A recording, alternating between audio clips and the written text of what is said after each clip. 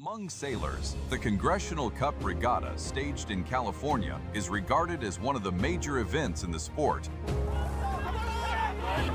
And winning here is a never-to-be-forgotten achievement in anyone's sailing career. It's one of the biggest things you can do if you're a sailor and love the match racing, and to be on the top among these great names and being on the cup was over the moon.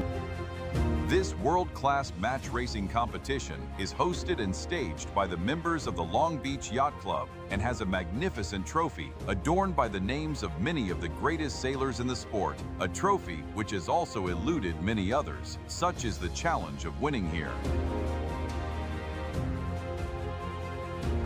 Recognized as the green jacket equivalent to winning the Masters in golf, each year the winning skipper is honored with an invitation to wear the famed crimson blazer forevermore.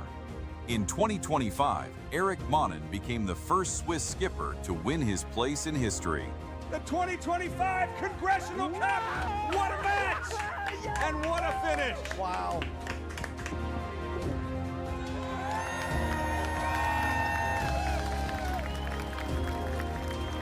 In the 61st staging of the Congressional Cup, who will claim that honor this year?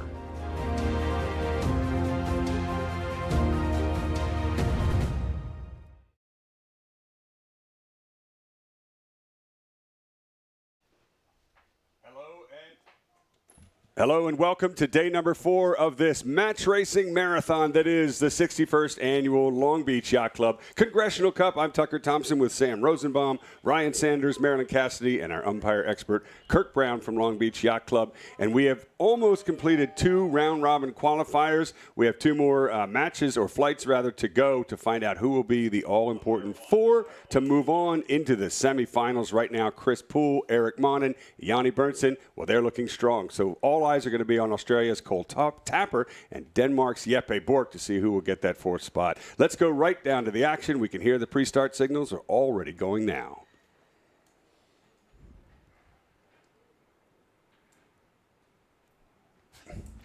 Here we go. Quick look at the scores. As we just said, you can see 4th and 5th place, Tapper and Bork. Those are the 2 teams to watch. Poole, Monin, and Berntsen pretty much comfortably through. The rest, they're going to sail a fleet race tomorrow for the Dave Hood Trophy. That's quite special. See how much time we've got for the first entry here. You can see in the background, that's the signal boat. And first up, who have we got? It's going to be Monin and Jeppe Bork, and this is going to be a super important match for Jeppe Bork. Correct. Bork entering from the right-hand side on starboard in this light air, Marilyn Cassidy, and he's going to face Monin on port, who already has a spinnaker up. You can see there, top of screen. What do you make of this really light, patchy breeze, overcast skies? Yeah, still definitely the morning here in Long Beach, and waiting for a little bit of a clearing breeze to come as some of these clouds burn off. I don't think we're going to have quite as much sunshine as yesterday, but I do think we might have a little bit more breeze.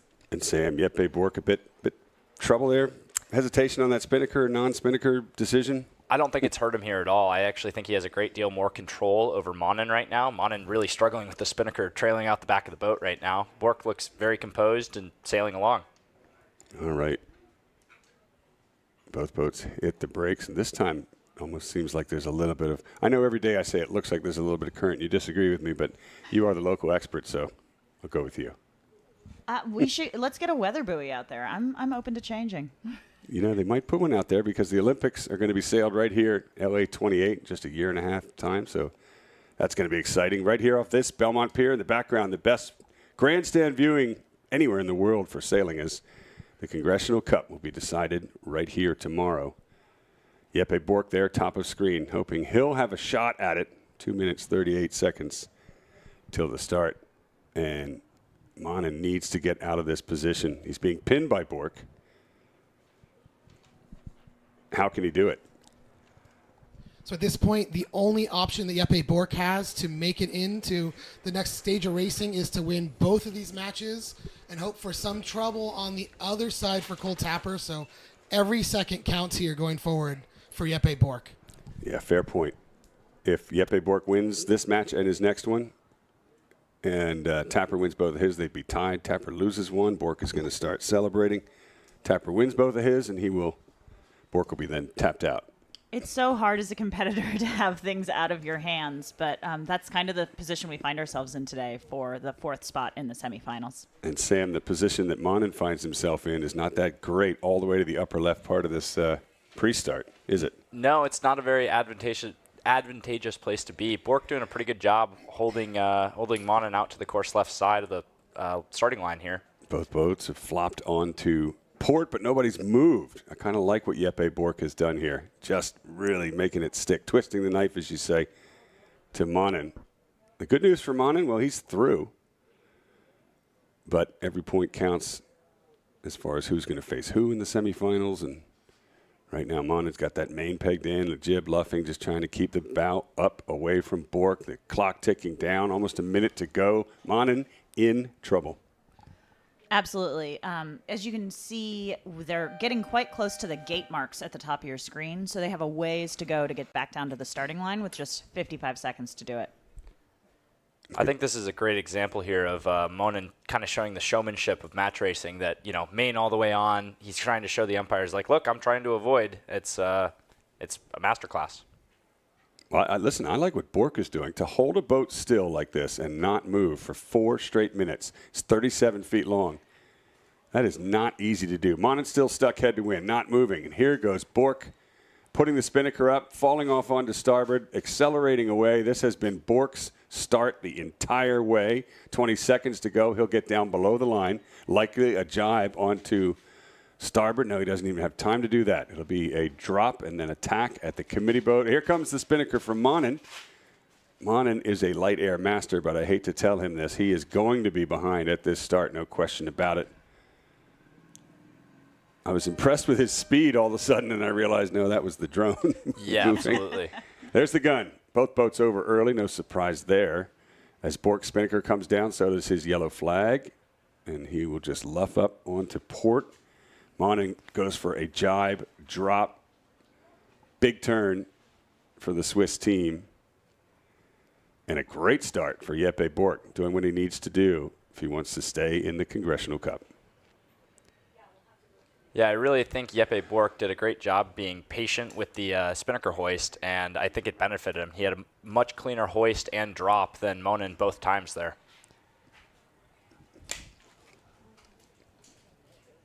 Big split, Marilyn. I've been saying it to you all week long. When you see a split like this, very nervous for both teams. Which boat would you rather be? Oh, gosh, it's still so patchy out there. I think I am going to pick Monin in the left, though, only because at this time of day, in these conditions, we often do see some little ticklers coming down that side. All right, back into the pre-start. The next match, Long Beach Yacht Club, Scott Dixon. Representing USA, also an American team, is Christian Prendergast in his first Congressional Cup. Scotty's in his 23rd as a helmsman, and it shows as he will reach across on port. No dial-up. Yeah, Dixon did a great job. He was a little earlier with the spinnaker hoist there, and he's getting the downwind cross on Prendergast. Love the work on the bow there on Scotty's boat. Just holding on to that spinnaker. No pole. Human pole, literally, for both teams, actually. And that is great crew work. As you'd expect, this is the Congressional Cup. Powering off to the right-hand side. Good puff of breeze here to accelerate the boat. It's actually heeling over. It's time to get rid of that spinnaker, you would think. Here comes the jib. Prendergast follows Dixon's move past the Belmont Pier. Closest viewing of any major international match race anywhere in the world. And the crowd is only going to grow throughout today and tomorrow. Scotty going to the beach. As he jibe drops behind the pier, they can use the pier as an exclusion zone. We'll put it this way. If you get on the other side of any boat that's close to the pier, you're going to be part of the pier. That has happened once. There is a point here called Price Point because Harry Price may or may not have allegedly taken a piece of the pier home with him. I heard it was a light pole, Tucker. Something like that. They actually presented him the next year at Congressional Cup with a special trophy that was made of the light on a plaque. And allegedly. Yeah, the actual, allegedly, yeah. Coming up on 2 minutes, and we just killed a good minute there of commentary. This has been a long pre-start. Still going on. Dixon to leeward. Prendergast to windward with pace, overlapped. into the final 2 minutes.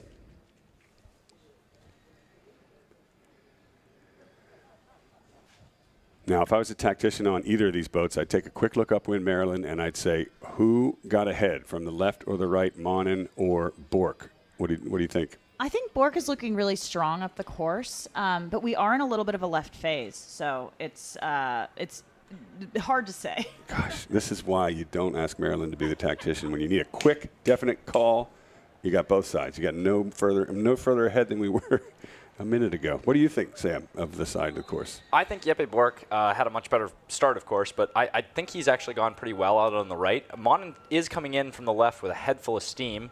Look like All right, Jeppe both Bork. of you guys, I can't do it. We're not getting any info from you. Minute, 8 seconds to go to the start. We could saw some sparks flying there and a flag. The umpires are just going to say, keep going, guys. No blood, no foul. 1 minute to go. Dixon outside the starting box to the right.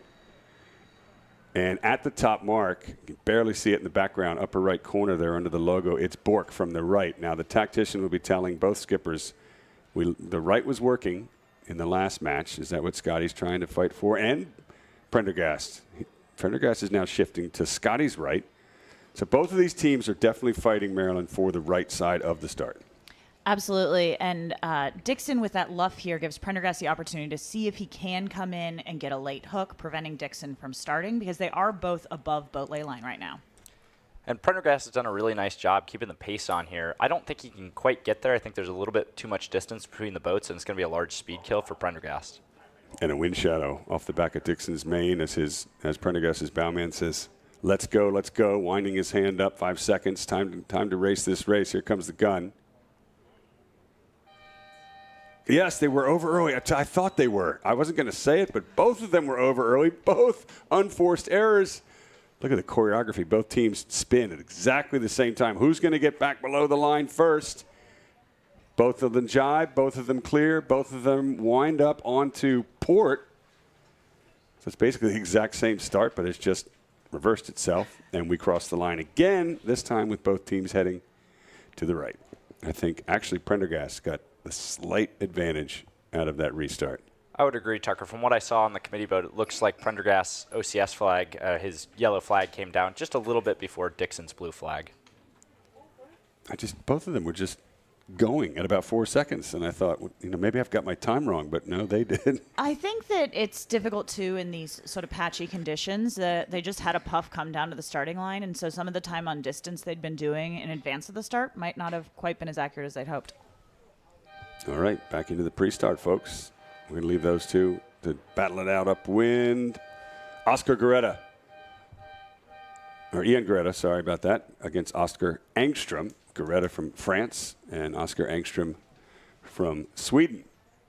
One spinnaker, the Celtic bank spinnaker, is flying well. The F&M bank spinnaker just got hoisted a bit later. Now we're going to go into a dial-up with the kite, Sam. Going to be some major drama up here. Let's see if Angstrom can get that spinnaker down. If not, he's going to be if he can, he will be in a very controlling position. I love it. You know what's bad for sailors is great for TV, and it's a bit like watching a NASCAR corner there. Both teams struggling to get those kites down. You got to give them credit. This is top-level crew work. This is why match racing makes some of the best sailors, huh? Absolutely. That was cool. You don't see that in a fleet race start. Like, all right, guys, we're going to put the kite up, go ahead to win, have it drape all over the rig, and then put it down before the start. Well, certainly not at a high level of fleet racing. Good point. Quick note, Monin is trailing Bork, and that's great for Bork. Back in our start here, Garetta holding Engstrom out, very much like the Bork and Monin start. The port boat just having real struggles in light air, aren't they? It's so difficult in light air when you're the port boat. It's sort of a war of attrition sometimes. You can see in both of the cases, these port boats have just tried to hang on, tried to force an error from the boat that had the yellow entry. All right, if you guys see on camera now, we've got two people on the back of the boat wearing life jackets. These are some of our ride-alongs we featured on the first flight of Everyday Racing this week.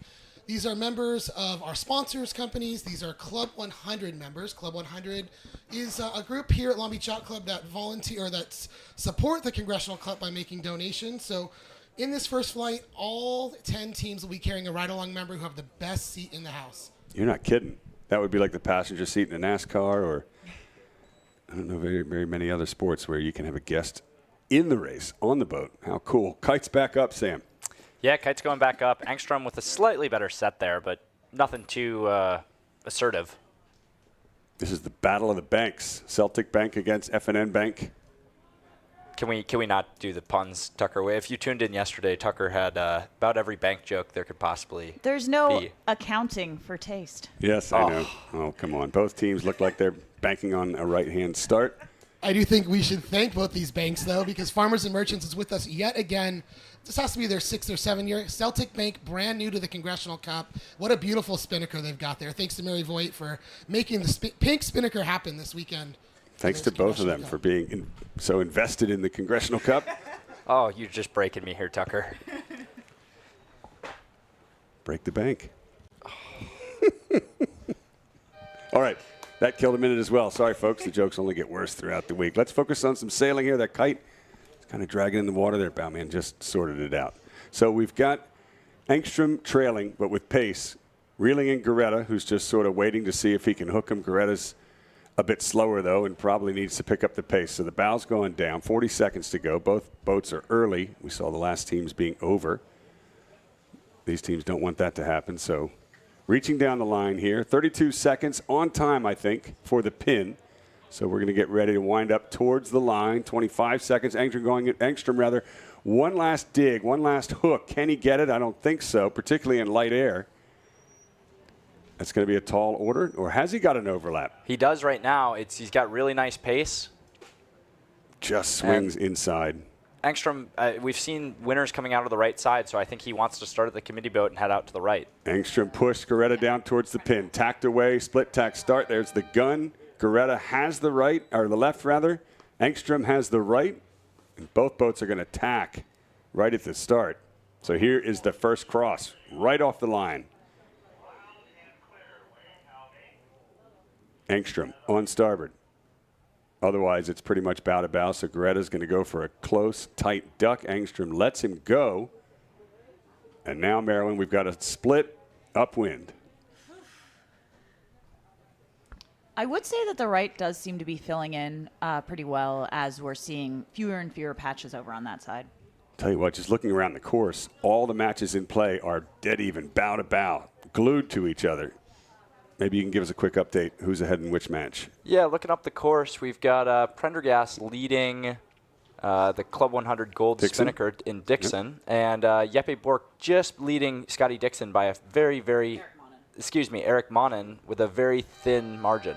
All right, thank you. And then Engstrom and Garetta right there still going upwind. The split continuing. Now we move back to the starting line for our feature match.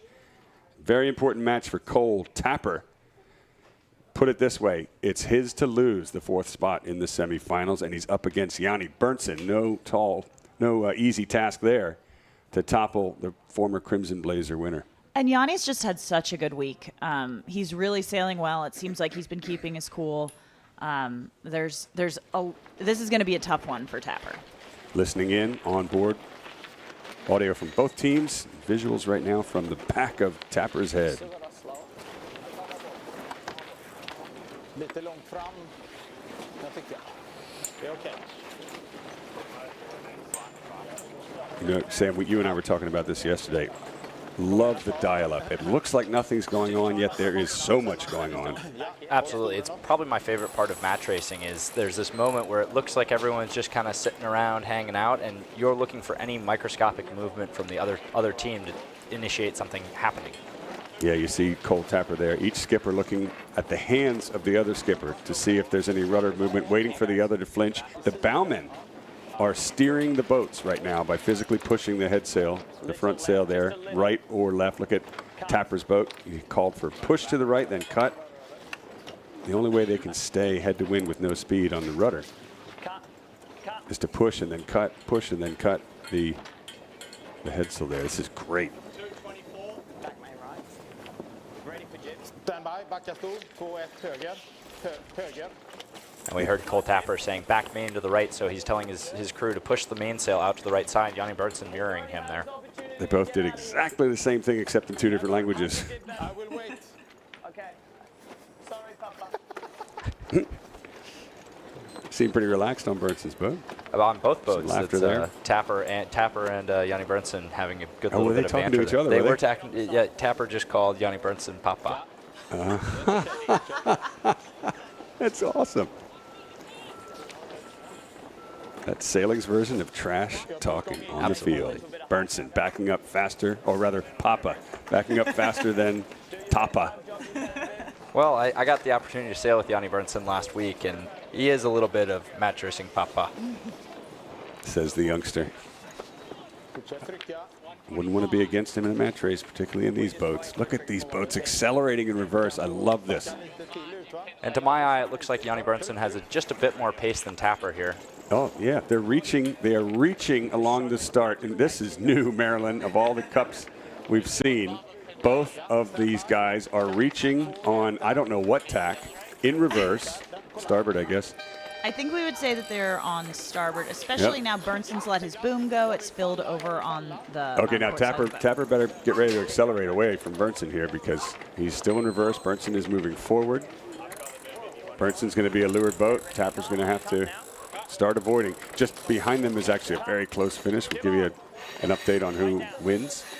Yeah, it's between Jeppe Bork and Monin. It looks like Jeppe Bork's going to pick it up. Okay. And Berntsen has made it There they very go. clear in the last 30 seconds of the start that he wants the right-hand side going over the top of Tapper. And There's Jeppe Bork with the win in that last race. Yep.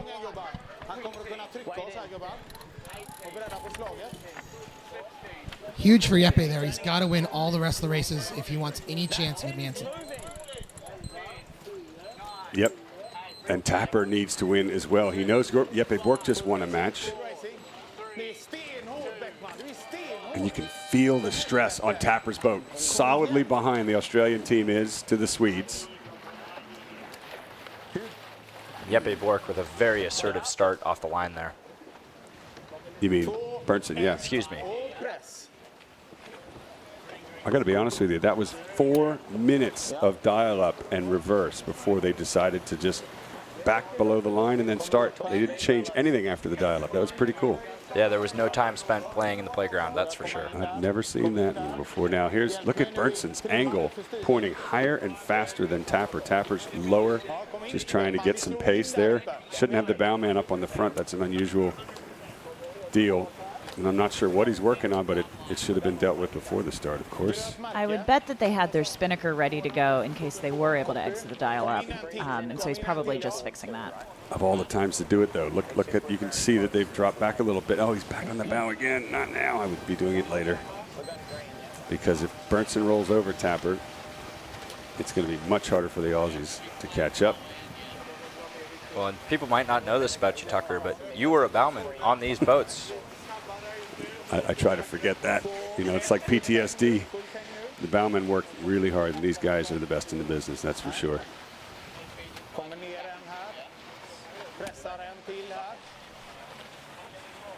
Yanni Berntsen with a Band-Aid on his right ear.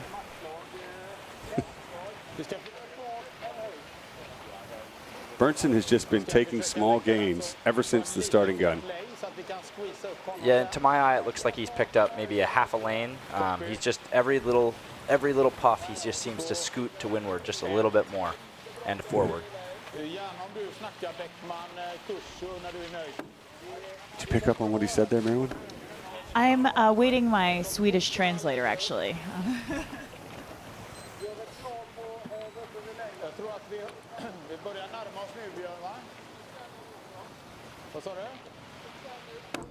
Close look at Tapper, just keeping an eye on his opponent to windward. Tapper was in this very position yesterday against Jeppe Bork, and he outsailed him, sailed right through him.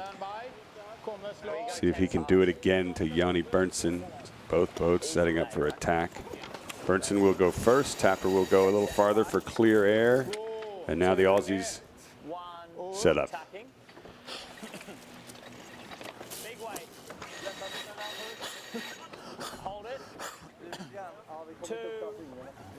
Jag tror inte det, va? Jag tror att vi kan ligga på... Ja, kom in lite. Hold the weight on the side. I do want to go on our best mode for a bit, Brennan.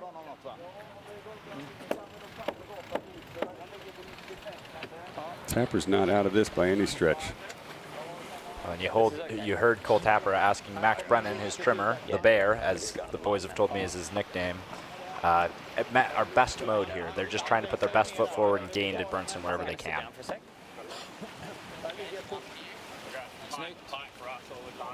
Don't need it right now. Well, you mentioned doing the bow. I've also driven these boats, and I can tell you that when a helmsman is calling for things like "give me your best mode," what that tells me psychologically is he's not happy. Of course, you're always going to get your best mode, right? So what he's really saying, maybe not even by realizing it, is we're behind here. Give me more. Give me more.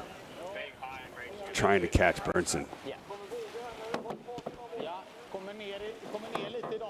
Staying on the breeze here, Langston. He cracks slowly now. They're just barely in clear air, having sailed that extra 1 length. Now starting to press down a little bit to match Burnson as we reach into mark number 1, the windward mark. Big powerboat wakes there, Marilyn, from a non-sailor. Well, and in these light conditions, even a jet ski wake can make you feel like you've been knocked off your pace. Look, Sam, look at the crew, how softly and slowly they're maneuvering on the boat just to keep the speed up. Walking on eggshells, Tucker. Don't want to stomp around. Everything could slow the boat down. Beautiful set for Burnson. 1 length. 2 lengths. 3, 2, 1, coming away, go boys. 2.5 lengths the delta. That's just close enough. Wait down.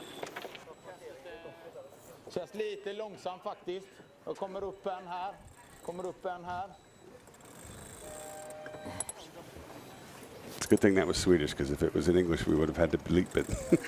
I think so, Tucker. Det är inte så lång bog detta då.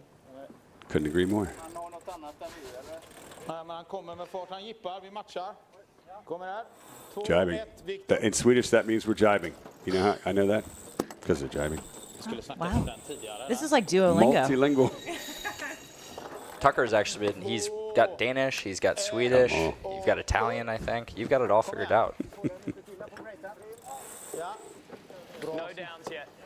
All right, now Tapper to windward has responded with the same move. Both boats have jibed. Hold the weight up. And I think Tapper might have gained a little bit, and so does Burnson looking over his shoulder. Yeah, definitely made a gain there. Jag tycker att det är bra detta. Vi glider fram lite samma. Vilket märke vill vi ha? Yeah, great. Om man jippar nu släpper vi kanske honom, va? Lite långt kvar i Yeah, sig. happy here. Börja sucka ner lite grann. Ja. Ja. You know, considering the level of stress and intensity that it takes to sail at this level, it just looks so relaxing. Calm, shoulders down, comfortable. Another jibe from Tapper. Took a little bite out of Burnson, but not enough.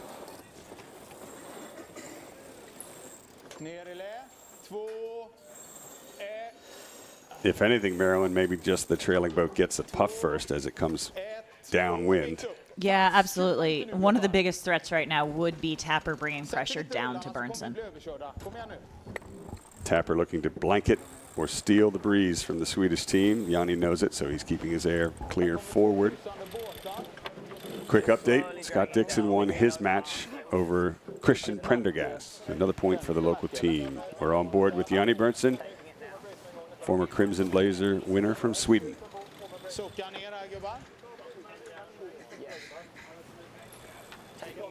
One more jibe for both teams into the leeward gates. Marilyn, real quick, left, right. Which gate do you take? Which way do you go? I think I would take the left gate and head out to the left. I think there's just a little bit more pressure out there right now. We're about to see if Yanni Burnson agrees with you. The lead boat can go either way. There's 2 marks at the bottom of the track. You can turn left to go, take the left one to go left, right to go right. Now, in this position, the right gate on our screen is closer to Yanni Burnson, but he would have to do an extra maneuver to get there, and that would be slow. Plus, Marilyn was right. He's going to go to the left. And now what will Cole Tapper do behind? Jibe and split. looks like he's jibing and going to split here. I think at this point he's further enough back that he just needs to try to make something happen out on the right. You're not going to pass your opponent by just following behind him. So Tapper splits to the right-hand side, still 2.5 lengths behind. 2-1, turning up.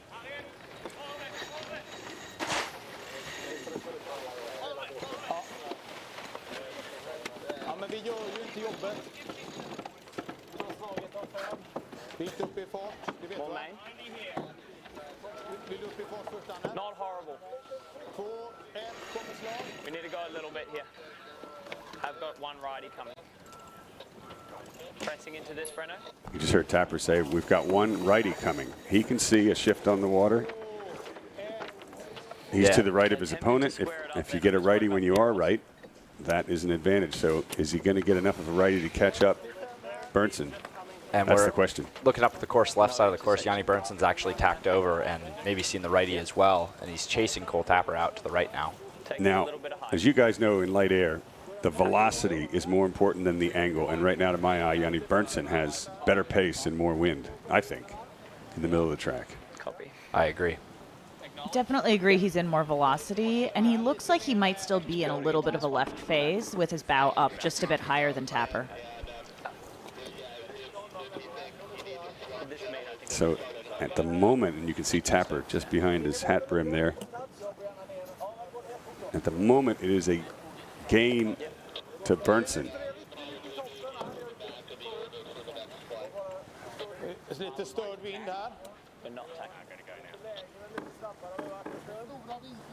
Now the other problem for Cole Tapper there in the background is at some point he's going to run out of room. You've got to tack Ja, bra snack. to make it to the top mark again, to get to, you don't want to go past the ley line, of course, sail extra distance. So in a right hand, or rather left hand shift, it's going to be costly for the Australians. Kommer in sakta. Yeah, to my eye, Tucker, it looks like the Cole Tapper is getting out towards the ley line. I think he's hoping for any bit of righty he can find out there.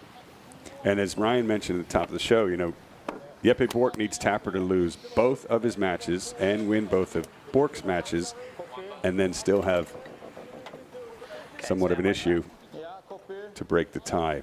Tapper told me this morning, he said, we just don't want negative points. And you can get negative points if you get docked for a major collision or major, you know, penalties, things like that. So he's got to win and he's got to sail clean. And right now he's got to pass Yanni Berntsen to do that.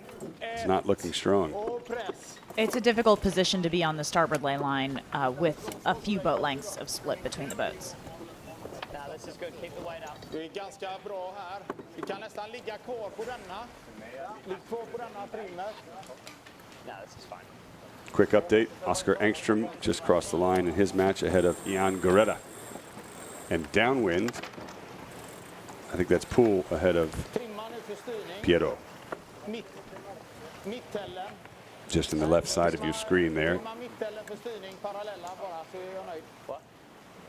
5 matches going on in this flight. 2 more flights left to conclude the round robin before we get to the semifinals, which will begin this afternoon. Both boats overstood, are they? Kind of reaching in a little bit. It might be that right shift came into play a little late. So the right shift finally comes in, but it doesn't help Tapper because Berntsen's getting it as well. Tack set for Yanni Berntsen in the lead at the last mark rounding. Ooh, big wrap in the spinnaker. That doesn't look good. Tapper will be happy about that. How long will it take to get that wrap out? And there's your answer. About 5 seconds. They're laughing about it a little bit. Och press. Was that Tapper's team laughing at Berntsen's wrap? Is it? I think so. The Tapper's team is a lot of fun, and they see humor in a lot of things, I guess. Even when they're behind, that's hysterical. Pretty loosey-goosey and relaxed from that team, isn't it? I think that's how you come back in bad situations, is you keep it light and nobody gets down in the dumps. No. Mark of a good competitor, and he's got another race to try and win after this one to beat Bork for the semifinals. No question about the lead in this match. Yanni Berntson's been sailing really well all week, to be fair. And he's done this 17 Congressional Cups. I've covered all of them. Sometimes he's on, and he, like right now. Other times he'll go get like a 7th or 8th or 9th in the Congressional Cup, even though he's won it before. But he's definitely going to the semifinals with this team. Looking good.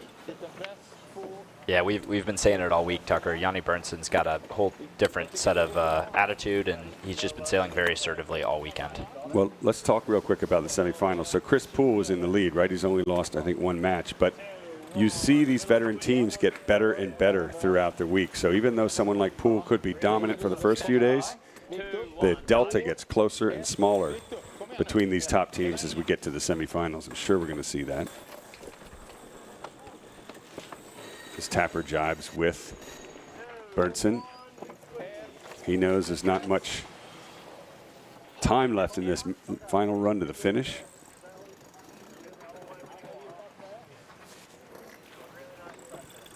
Let's put it this way. If this was a mile-long run, that's a great position that he just jibed in. A little bit of a left shift and some pressure there over Berntson. Berntson's only got about 2 minutes to get to that finish line.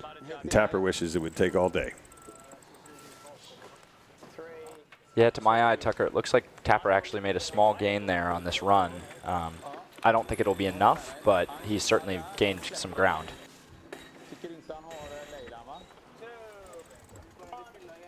Tapper's jibe back, just kind of splitting with Berntson there. A little bit of a last-ditch effort to get some difference in the breeze.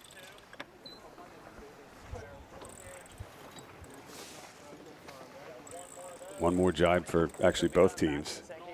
Finish line in the background there off the Belmont Pier.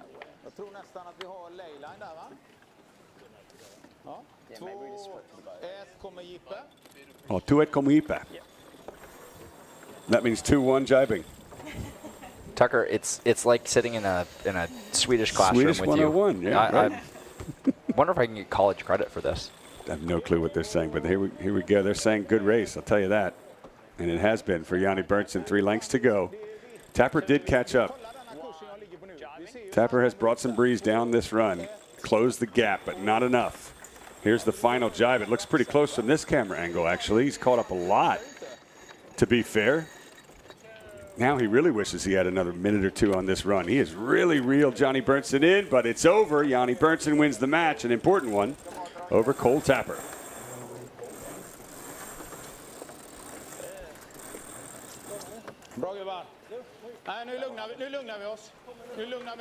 That means go ahead and drop the spinnaker. Learn something new every day with you, Tucker. That was a great race. I love how relaxed it was for both of those guys, too. Well, and I think we have a new nickname for Yanni Berntsson. Papa. Papa. I'm going to write that down. Papa.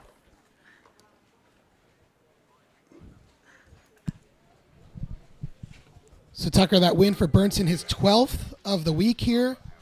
1 shy of Eric Modden, but they're going to be sitting 2nd and 3rd either way going into the selection here later in the day. First place team gets to pick who they race against in the semis. So currently that's Chris Poole, and I believe he is untouchable at this point. I'll tell you what, Yanni Berntsson, Papa was untouchable in this match. Let's hear from the man himself how that race went. And just my hand here, how did that go? Yeah, we had a good race against Cole Tapper, and it was pretty much a strange pre-start we had there. Just 1 dial up, and then we were backing, and then it's about starting the boat going forward again and doing the timing, and we managed to be to windward of him and could just hold him all the way out to ley line on port side, and from there we managed to extend pretty much all over the course. It's always tricky on the downwind because he coming from behind and try to push us really hard and get an opportunity to get back. But yeah, we got the choices we wanted and kept the distance, and yeah, it was a good race for us. Certainly was. Thank you, Papa. The new nickname, you're right, maybe that'll stick. Papa Berntsson. Papa Berntsson wins another race. Now we are looking at the last match in play. In the background there is Chris Poole. leading at the top mark for the last time over Pierrot from France, Aurélien Pierrot. This looks about the same distance as we saw with Tapper and Berntsen. Hard for the trailing boat in this light air, but it is possible. The best thing you can do is try to split and just go completely. You know, it's so patchy, you can get lucky with some new breeze. All you're hoping for is playing your God card and getting a little personal puff on the downwind. I've seen it before. So let's see if the trailing boat decides to jibe away, split from Chris Poole. That would be the move. And Maryland, sometimes even if you don't see better breeze that way, you just roll the dice and you know, absolutely. Hope. Yeah, you have very little to lose by splitting, especially if you're behind. I would expect to see if the French jibe, Poole will just match him and try to stay with him as best he can. At this point, it's just loose cover for Poole. And, of course, that's the counter move. Move and counter move. It's why they call sailing the on-the-water chess game. And the next move is up to Pierrot. And he does not jibe yet. In fact, he looks like he's actually reeled a little bit out of Poole there. And that, Maryland, again, is just getting the breeze first, bringing it up to the leader. And then the leader gets it and kind of extends again. So nothing has changed yet.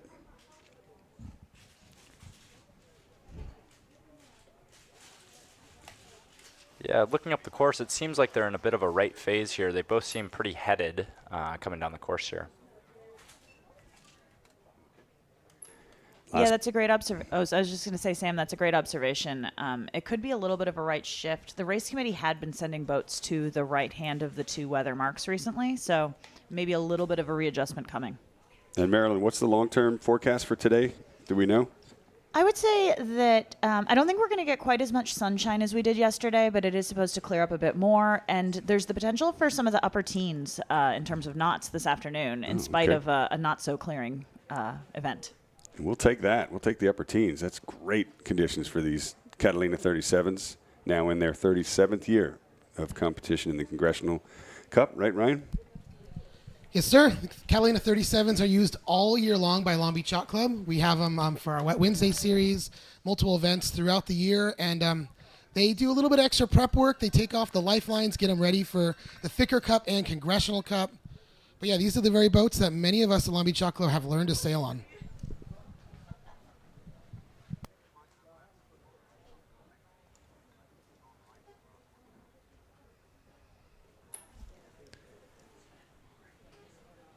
Pierrot has caught up a little bit. And there's the hand behind the back on Chris Poole. We were looking for it all week. Yeah, this is I think the first time we've seen it, and he must be able to hear us because he immediately got rid of it. He's rolling into a jibe there. So anyway, Pierrot has caught up a little bit. Now, Chris reminds me more and more his sailing of Ian Williams. Chris is comfortable to stay really close, sometimes uncomfortably close to his opponent, to positionally outmaneuver them and rely on his boat speed to keep him there. I think that's especially important in this light air sailing where you might see a substantial breeze difference from one side of the course to the other. I think Poole would rather stay close and just outmaneuver the other boat than let them catch a flyer. So here we can see Pierrot actually gaining quite a bit, actually, on Poole, and Poole knows that. Poole's going to spend a little bit of his lead just to position himself between Pierrot and the finish and kind of close the door, if you will. He's saying kind of like, come on, I'll let you come all the way up to me, but you're going to have to really swing hard to pass. So there's the delta diminishing. It's almost like teasing Pierrot a little bit because even though he's gaining, all this time is running out, and we've got about 6 lengths to the finish, maybe about 35 seconds or so. One more jibe. In fact, both boats are reaching away from the line right now, Poole just trying to keep his air clear there, not worried about the finish line. And now he'll go for the final jibe. Here comes Pierrot and matching him. Pierrot's first Congressional Cup. Probably not his last.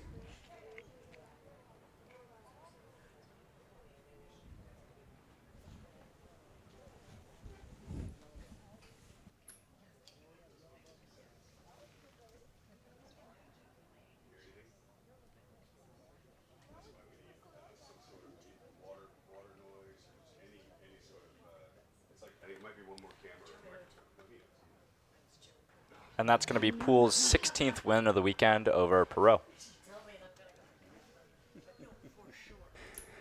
Chris Poole continuing to remind us why he's number one in this Congressional Cup, and he's got 2 Crimson Blazers to boot, proving that he's the man to beat this week. He is mathematically through to the top 4 semifinals, but we've got one more flight to sail, and he's going to be our feature match. He's going to be up against Yanni Berntsen. In my opinion, Tucker, this is sort of the match to watch at this point. Oh, for sure, yeah. Berntsen's the only person who's beat Poole all weekend, and Berntsen and Poole are both through the to the semifinals. And I think this is a good look as to what we might see going on. Okay, well, let's take a quick break. We'll be right back with the conclusion of Round Robin 2 here at the 61st Annual Long Beach Yacht Club Congressional Cup in California.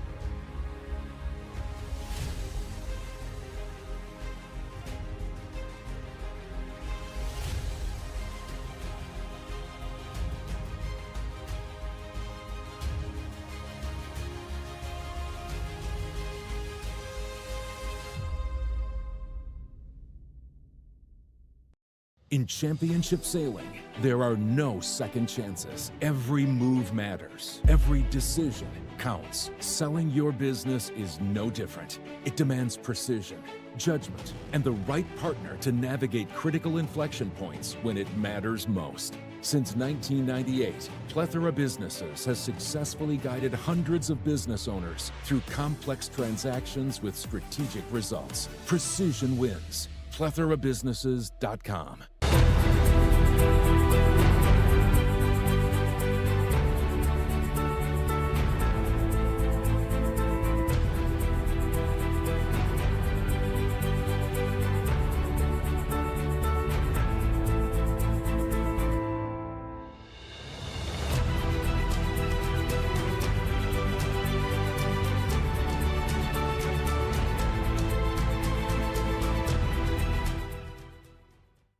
So every race this week is made possible by the Long Beach Sailing Foundation and their dedication to the Catalina 37 fleet behind me.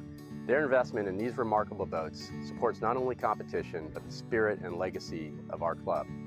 The Catalina 37s are the platform, but the Long Beach Sailing Foundation is the force behind their future. Their leadership ensures that these One Design boats continue delivering fair, exciting, world-class racing for years to come. So as we celebrate Congressional Cup this week, we also recognize Long Beach Sailing Foundation for protecting one of the most unique match racing fleets in the world. Their stewardship of our Catalina 37s is a gift to sailing and to Long Beach. The Long Beach Sailing Foundation helps turn tradition into opportunity by sustaining the Catalina 37 fleet for international competition, youth sailing, and club events. Their work keeps these boats and this legacy moving forward.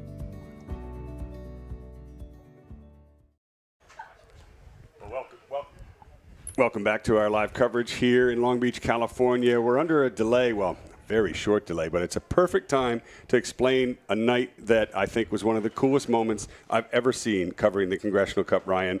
I made a joke at the Skipper's Meet the Skippers dinner that one of the sailors knew how to play the guitar, in a band. And I thought, wouldn't it be great if we could get more sailors who know how to play instruments and start a Congressional Cup band? Well, last night they did it. It was one of the coolest nights and most fun nights I've ever seen at the Long Beach Yacht Club. And I'll say something that really stood out to me last night. There's no other sport in the world where you can watch a whole day of racing or whatever that sport is and come back and hang with your heroes, literally. And last night, I'm going to introduce to the world the Congressional Cuppers. They played for the first time ever at Long Beach Yacht Club, and it was a total riot. So check it out, and hope you enjoy their songs.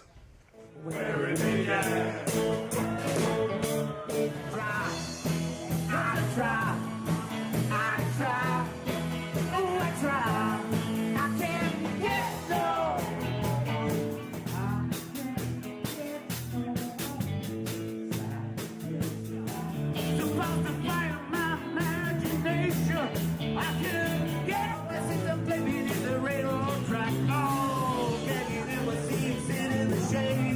Driving to the rhythm that's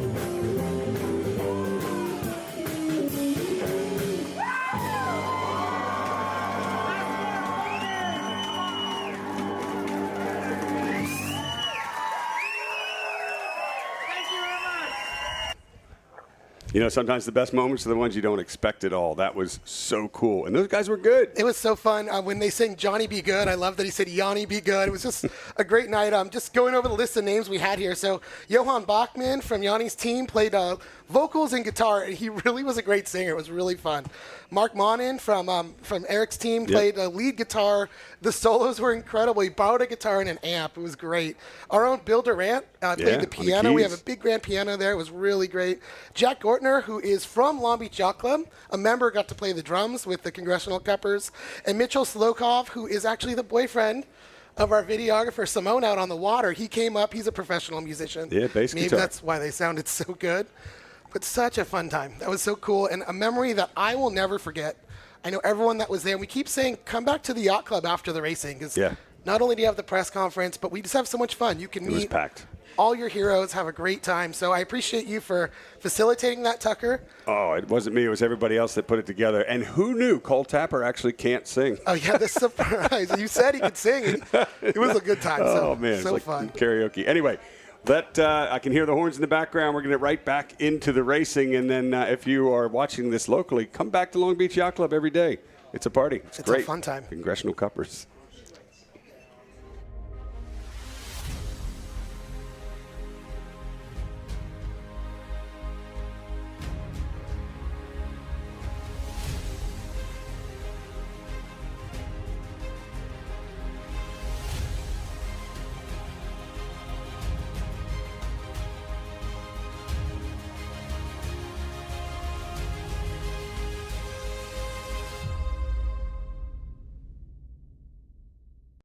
In championship sailing, there are no second chances. Every move matters. Every decision counts. Selling your business is no different. It demands precision, judgment, and the right partner to navigate critical inflection points when it matters most. Since 1998, Plethora Businesses has successfully guided hundreds of business owners through complex transactions with strategic results. Precision wins. PlethoraBusinesses.com.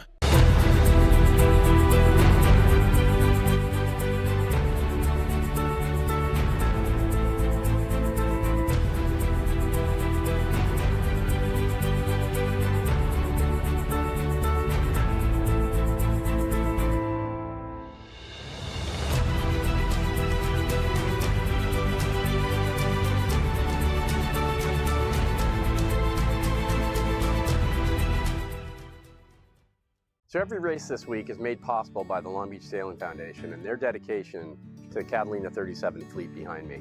Their investment in these remarkable boats supports not only competition, but the spirit and legacy of our club. The Catalina 37s are the platform, but the Long Beach Sailing Foundation is the force behind their future.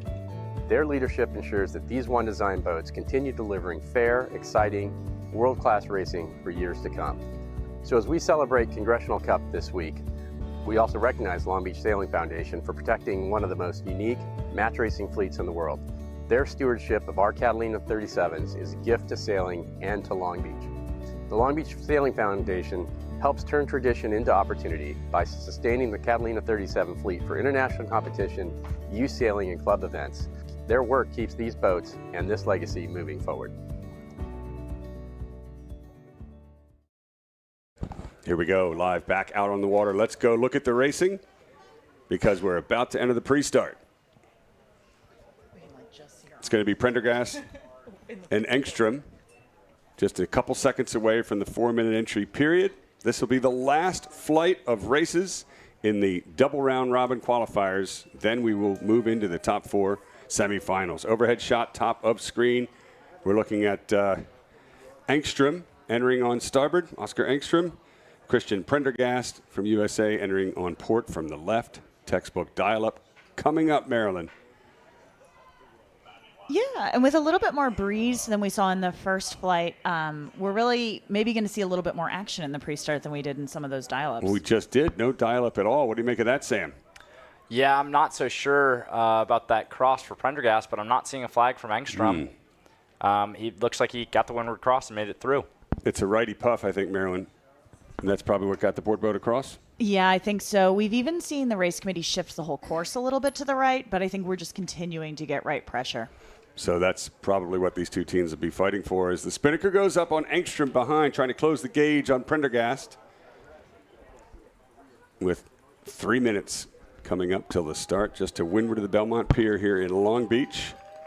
Second largest spectator sporting event in Long Beach, California, the Congressional Cup. Sam, I know this is your first one. It's pretty awesome. It's been an absolute treat to be here and to get to watch some really, really high-level match racing and lots of learning going on for me, that's for sure. You're learning about some sailing, too. Jibing off the Belmont Pier, they can use it as a pick. Lead boat can get in there, call for room, and the trailing boat, of course, can't. So that becomes an obstruction that the teams use as they set up for the start. We got 2 minutes 20 to kill before going back to the line for both of these teams. The kite is now down. Both boats have jibed on to starboard. Prendergast to the left to leeward off of the Belmont Pier. Engstrom, lots of gauge to windward. Yeah, Engstrom just looking for as much pace as he can get here. He's trying to get over the top of Prendergast. Prendergast has done a lot of, most of his pre-starts from what I've seen, is he's kind of used the pier as the exclusion zone. And I think he's used that to his advantage, and Oscar Engstrom is not willing to go tangle with him there. No, not pushing it. And that would, you know, when a boat behind it to windward doesn't push it, that usually indicates that they want the right. But Engstrom is pretty far advanced as far as an overlap is concerned, and I'd be a bit nervous with 1 minute and 30 seconds to go and only 15 seconds to get to the line that Prendergast will do this. And luff. Might even see a full circle from the Swedish team, and we do. As he tries to get away from Prendergast, lots of time to kill.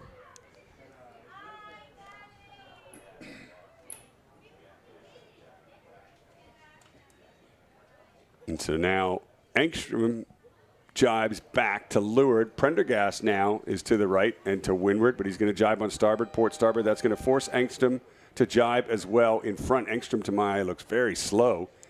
And that could open the door for Prendergast to go for a hook, but he doesn't. Yeah, Engstrom with not much pace at all. Prendergast with lots of pace. He's going to roll right over the top. Sorry. I was just going to say both quite low in the box, so, you know, not much time to kill if they're thinking about an on-time start. Prendergast just flies past Engstrom there.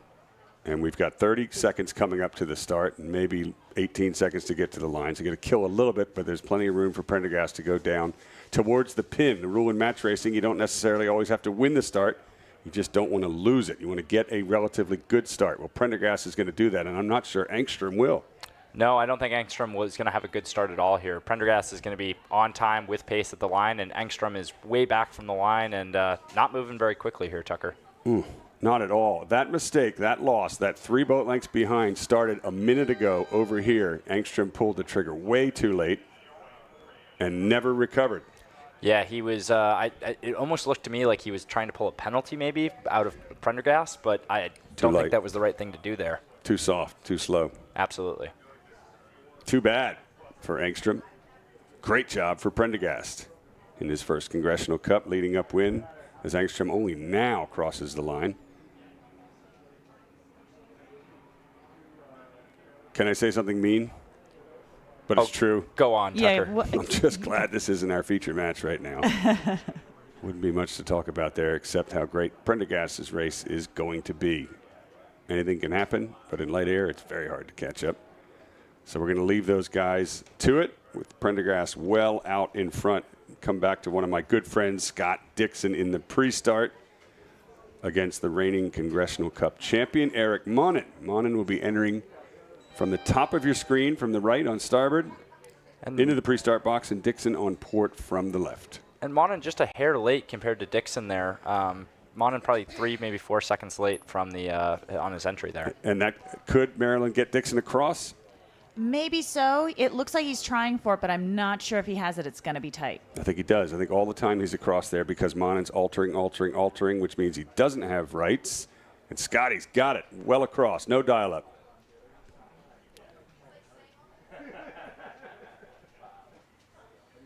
You can see the umpire powerboat in play. Just like in basketball or football, umpires making real-time calls on the course. It's been pretty benign. I don't know if we've seen a flag yet, have we? I don't think we've seen a flag yet today, and part of the press conference last night, Tucker asked the umpires, do you like when it's combative and lots of flags, or carnage, or do you like it when it's benign like this? And they said we'd rather not pull any flags at all. So, oh come on, I don't know if that's what you train for, right? That's true, but it's definitely one of the toughest jobs on the race course. No, they do a fantastic job.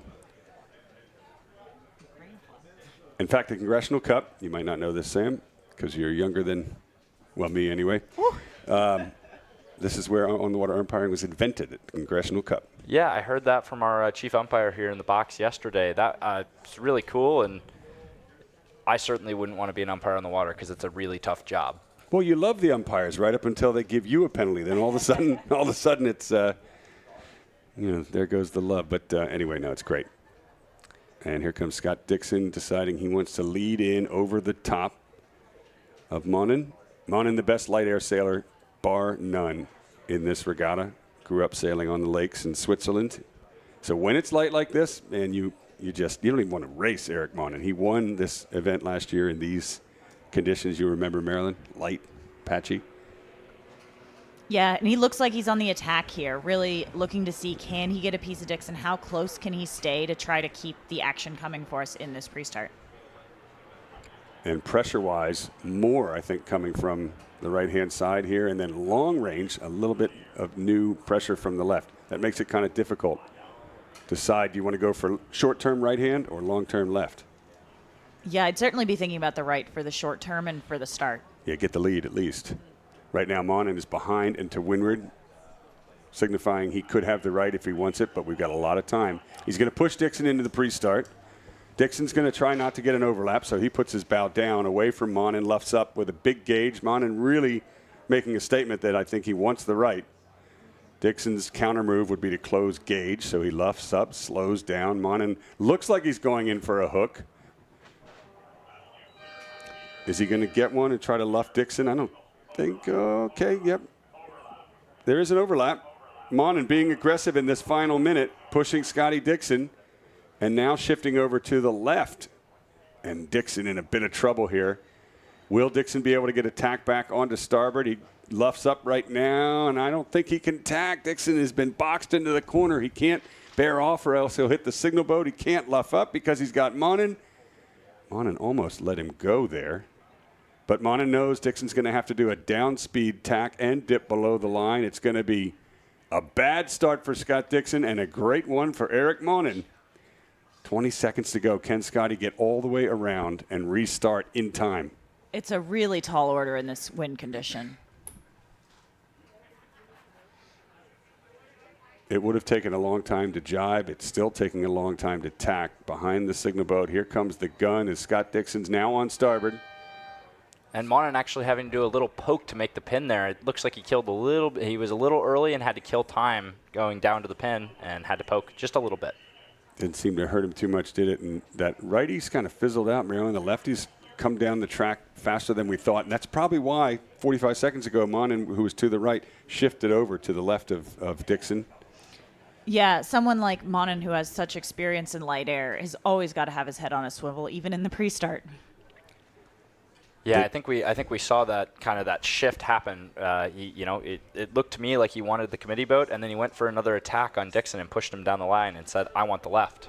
Yep, and he's got it, and he's now winding up massively higher than Dixon. Two totally different breezes right now. Absolutely, it looks like Monin's in a bit of a lefty and Dixon's in just a bit of a righty. Problem for Scott Dixon, other than the fact that he started behind, is that he's got to sail through some patchy stuff now to get to what looks like some breeze out to the right-hand side. It's going to take a while to get there. Let's go back into the pre-start. The next match, Jeppe Bork and Aurélien Pierrot. Remember, Bork, the only team at a very outside chance to try to get into the semifinals, needs every single race and needs Tapper to lose his matches. So he'll be aggressive as he enters from the left, and he's trying to get across. Now, that's so aggressive that he could possibly foul. My goodness, that is close. Was he getting across the whole time or not? Do we see a flag? I'm not seeing a flag from the French, so it looks like they don't think they had it. sometimes if you put the penalty flag up, it could be you that gets the penalty. And I think the French were just nervous whether they were altering or not. Jeppe Bork did a great job to get across. All 3 starts, Maryland, have had the port boat cross. Oh, I've been there where you pull the flag thinking you're in the right, and your color comes up, and you're like, uh-oh, we just made a big mistake. Yeah, that's like arguing with my wife. Don't do it. Even if you think you're right, you're not. Reaching off to the right-hand side, lots of time. Maryland, the breeze, as you predicted, is finally starting to build. Little bits of sunshine coming out here, which indicates more breeze coming here in Long Beach. More breeze coming, and I do think that there's more and more coming down the right now, too. We saw that left-hand shift in our prior start, and now we really do see it filling in a bit on the right. Good. More action to come this afternoon, the semifinals. 61st Annual Congressional Cup, best in the match racing game. They've been at it for 61 years. Some of the sport's absolute legend have all come to the Congressional Cup. Many of them have won it. Many more of them have not won it. But they all come to try their hand at winning the Crimson Blazer, very much like the Green Blazer in Masters Golf. And just kind of a little update from our last start here. They're just now reaching the weather mark, and Monen's going to be leading with a pretty assertive lead. It seems like that lower left-hand corner and then tacking out to the right really benefited him. Someone should have told Scott Dixon, don't give Eric Monen any lead in light air, but I'm pretty sure he knew that. Back in the pre-start, overhead shot here with Bork to leeward, Pierrot to windward, Pierrot number 4 on the left, looking to just reach over the top of Bork. Monen like the left-hand side. If Bork wants the left, he's going to have to get Pierrot overlap, luff him up, get to leeward of him, and basically shift to the other side of him. I think that's what he's trying to do now. Minute 10 to go as he goes in for the hook. And Pierrot says, no, I'm not going to give it to you.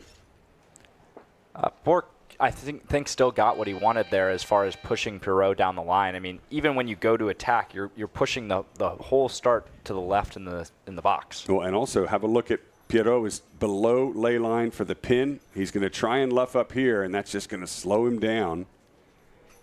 It's going to be a slow start if things stay like this for the French team. Absolutely. And if you look at our 2 boats on in the middle of your screen relative to the starting line in the gates, we are seeing a little bit of right pressure just based on where the boats are dialing up to. Well, that's going to be an advantage for Bork, who's done a great job here. Just let the clock tick down and then probably tack onto port, leaving Pierrot to fall off onto starboard there. And Pierrot is lucky that he's gained a bit of gauge. He's going to have just enough of an angle to go to have a thin speed build towards the pin. And he'll hope that Bork will have to tack at the gun. That would at least give the French team an advantage. But it's definitely going to be a split tack. Here we go. The gun has gone, and we're on our way upwind. Bork does not have to tack. And Pierrot is either go. Yeah, it looks like he's going to attack here. Yeah, he was trying to pinch for the pin there, and he wasn't going to be able to make it happen. Well, Bork's going to attack as well. So Maryland, the first cross is right here off the line. I think it looks like it might actually be a dial down. Ooh. Yeah, Bork going for a dial down here. I think he knew he had him properly, and he said, let's twist the knife. You already had a mistake off the line. Let's really make it hurt. Bork had the rights on starboard and turns towards his opponent. That means that Pierrot had to do even more of a turn away from his opponent there, and that's just a gain to Bork as both teams tack back towards each other. Bork crossing ahead and tacking right on top of his opponent. Remember, Bork needs to win this match. Ooh, wow. An overlap there. Pierrot's right back in this match for sure. I hear lots yelling, but I don't see a flag. I actually see a green flag from the umpire boat. The umps are saying it's all good with us. Okay, so the left didn't work, but it's close. Bork hanging on to a narrow lead. He needs it if he wants to beat Cole Tapper. Meanwhile, Tapper is in the next pre-start. Against the other Frenchman. Yep, Garetta, young Garetta. Garetta is on the left of your screen and the left of the start, and it's a dial-up. So no more of the port boat crossing Maryland. And I hear lots of yelling up the race course. I can actually hear it from the booth here from the French-Danish match. Just looking on the screen, you can even see how consolidated all 5 of our matches are right now. There's an awful lot of action going on. You're not kidding. Who's this? That purple spinnaker in the background was our first start. And that's going to be Prendergast. Coming into the finish, taking a point. Great job for the American team. It's going to be a pretty assertive lead over Oscar Engstrom. Putting it mildly. Big lead there. So there he is. As he crosses the line behind him, we can see our dial-up continuing in the start with 2 minutes 35 to go. Well, and Tucker, the important thing to watch here with these races is that even though they might not be making it to the semifinals, there's still a lot of prize money to be played for in these matches. Excellent point. It's one pretty cool. Another cool thing about match racing, even if you don't win, you still get money. Absolutely. That's how you finance your next regatta, and the sponsors really look after everybody. Professional sailing. In fact, part of the World Match Racing Tour, the longest-running professional sailing series in the history of the sport of sailing, has awarded $24 million.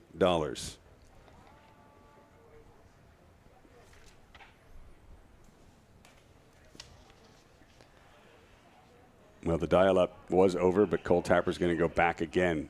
And Cole Tapper actually going for a bit of an attack here. I think Goretta's actually doing too little too late here. We'll see if he can strike out here and Tapper can make a penalty happen. I do agree with you on that. No flag, though. So lucky for Goretta to get out of Tapper's way, but not out of the woods yet in this start.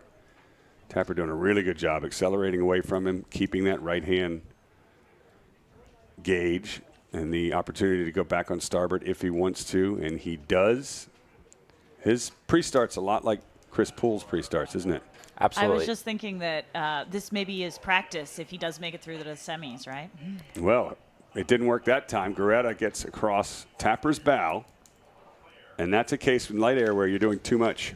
Yep. When you start spinning the boat like Tapper was doing there, the boat speed really falls off, and Goretta, who had a lot less maneuvers there, was able to just step through. Goretta now has a lot of pace as Tapper is looking to gain some speed. And I'll tell you what, if Tapper doesn't hurry up, he could be in a bit of trouble. Goretta's bringing a lot of heat as a leeward boat. If he gets an overlap, he can push him up over the line. 43 seconds is way too much time for Tapper's liking. Tapper's got his bow down. That's putting himself in a potential foul position.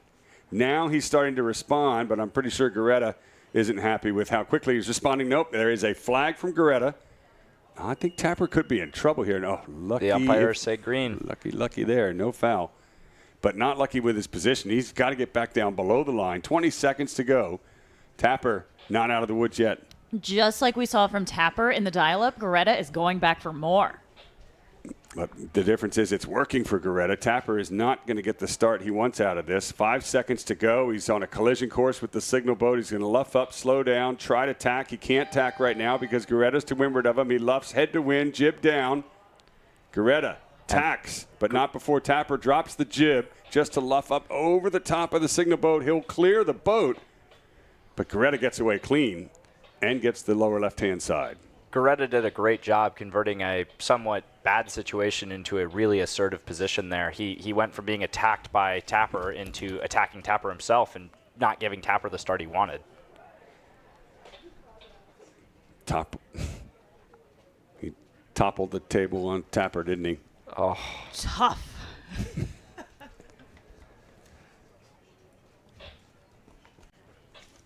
Both teams continuing to split.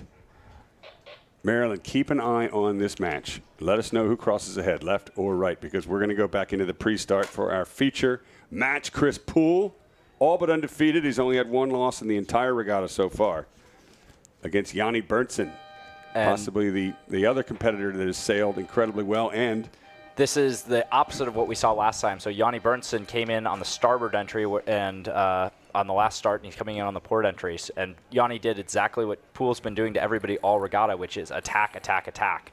And I think he learned something maybe from that is how you get out of the situation. Poole did a great job, but we'll see how this one goes. And remind me, Sam, who is the only other team that has beaten Chris Poole in this regatta? Yanni Berntsen. This week? Yep. The boys in orange. That's why this is our feature match. It's going to be a good one. Buckle your seatbelts.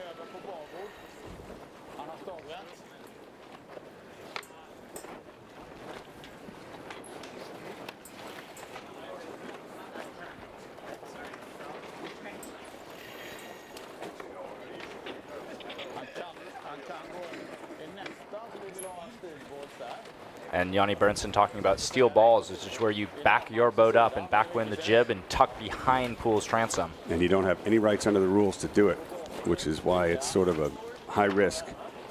It's a high risk, but a high reward and a very assertive move, Tucker. And Marilyn Cassidy, who crossed ahead in the match that was split upwind. Garetta coming in from the left has crossed in front of Cole Tapper. All right, Sam, we want the left. Pass that on to the boys down on the water. They're still fighting it out in the dial-up.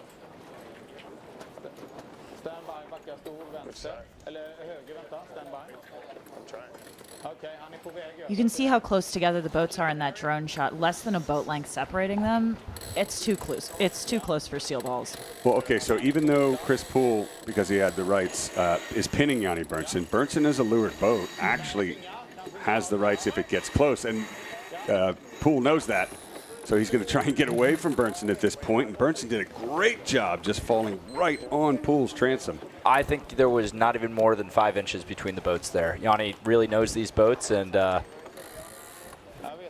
yeah, he's doing a great job showing this is why you've come to 17 Congressional Cups. But look at this, Sam. We've been talking about this all week. How does Chris Poole go from 0 speed to faster than anyone else? Impressive there. He's going to jibe back around, aggressive, port starboard. And an attack from Poole. No, Poole's doesn't think he can get there, maybe. It's going to be close, but I think Bernson is going to be just across. I mean, this is the aggression we are used to seeing from Chris Poole. He's always going to throw everything he's got at you. Bernson just crosses ahead. And Bernson jibing around now. We've got enough time for at least a circle for both of these teams with well over a minute before the start. Poole's just going to comfortably shift to the right-hand side. And the left was favored Maryland those last 2 matches, but there could be some new pressure from the upper right. Yeah, absolutely. It's filled in really well in the last hour or so. We're seeing much more consistent breeze that does have some right-hand shifts in it. 40 seconds coming up to the start. Poole pushing, Bernson leading. Bernson needs to kill a little bit. It's definitely going to be Bernson to the left, Poole to the right. No more time for any maneuvers. It's time to go racing, boys. 25 seconds. Bernson a little bit late.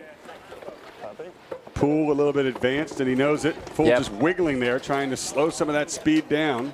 Poole and actually also a bit give early. dirty air to Yanni Bernson. Look at that main over trim, fishtailing. It's like a team racing move there. That is a 420 team racing move right there. That was a fantastic. Oh man, that just shoved Yanni Bernson back. Chris Poole takes the right, takes the start, and might take the race. That was really cool. That over trim the main and that fishtailing just pushed Yanni Bernson backwards. And now Bernson tacks and Poole tacks on starboard. Poole has rights. Poole goes bow down. It's a dial down. Bernson is slow. Bernson has to. Bernson not happy with Poole there. Okay, now this could be interesting because if Chris Poole went below 90 degrees, it could be Chris Poole that gets a penalty here. Umpires definitely taking their time here on this one. They're not so sure. Yeah, no flag yet from the umpires. Both teams are waiting for it. What's the call going to be?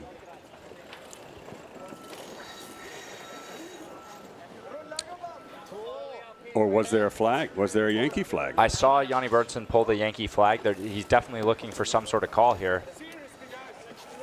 And Yanni's really not happy with that. Well, there's got to be some kind of call, right? Even if there's no penalty, we see a green and white flag. Did the umpires know that there was a white flag? I mean, couldn't miss. Yanni Bernson wasn't happy about it. No penalty. Race on.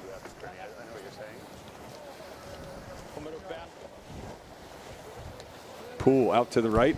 Bernson unhappily out to the left. And let's bring Kirk Brown in to explain that. One of the possible reasons for the umpires not responding is the white flag must be clearly displayed. If it's not, so the umpires can't see it, they're not going to answer the question. Okay, so and should the competitor try to flag again if they think the umpires didn't see it? That'd be fine. They Okay. could go and flag as many times as they want. Well, somebody better tell Yanni Bertson it's the yellow and red flag. I'm actually seeing a green flag in the middle of the course here. I'm not sure if that's Yanni Bernson's match, but I did just see a green on an umpire boat in the middle of the course. No, you're right. It took about 2 minutes to decide it. Good call, good eye on that. So that was the final decision. And they took a long time to make sure they get it right. The question was, did Chris Poole go below 90 degrees to the true wind angle? And I guess Yanni thought he did. That would have been a foul. Chris clearly didn't, according to the umpires. We're back. And right now, Yanni Bernson's sailing out all the way to the left side. Chris Poole out on the right. To my eye right now, I really like the pressure and the angle that Chris Poole's sailing at. He seems to have really good pace. Yep, I agree. He looks good from the right. Lots of breeze out there. Yanni Berntson just looks soft out there to the left, Marilyn. Yeah, I think the velocity is not quite what it is on the right.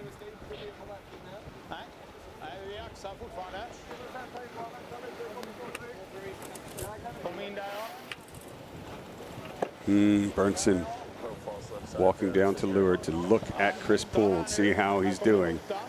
You can barely make that out, little white sail in the background there. I don't think Berntson's happy with what he sees. No, and he definitely is not happy with that last call. You have to take what the umpires say, and that's how on-the-water umpire works. I don't think he's happy with the left either. I mean, he's getting a little bit of puff right now, Marilyn, but it took a solid minute and a half to get to it. Yeah, sometimes short-term pain can be worth it for long-term gains, but the courses are just so short in match racing. It's often hard to make that kind of investment. Well, the only thing I will say is sometimes it is so deceiving here in Long Beach. What looks like a massive lead can be whittled down to almost none. Great shot overhead of Chris Poole and crew, tacking in front of Yanni Berntson by 2.5 lengths, would you say? Yeah, that 2 to 3 lengths is kind of where I'm putting them. Maybe a little bit more. And now both boats are on ley line for the first mark rounding. No, they're not, unless they're going to the green one. I can't remember. Can you? I cannot. This is, I believe they're going to green. Well, they're not going to yellow, so let's take green. There's the yellow mark in the background. Randy Smith, our PRO, principal race officer, can choose which one the teams are going to go to. They're going to green, and there it is.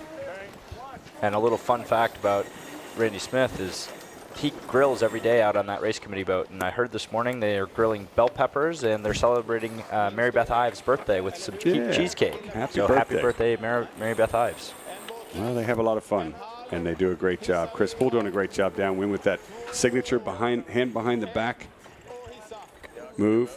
4.5 lengths as Berntson is trailing behind frustratingly to Chris Poole.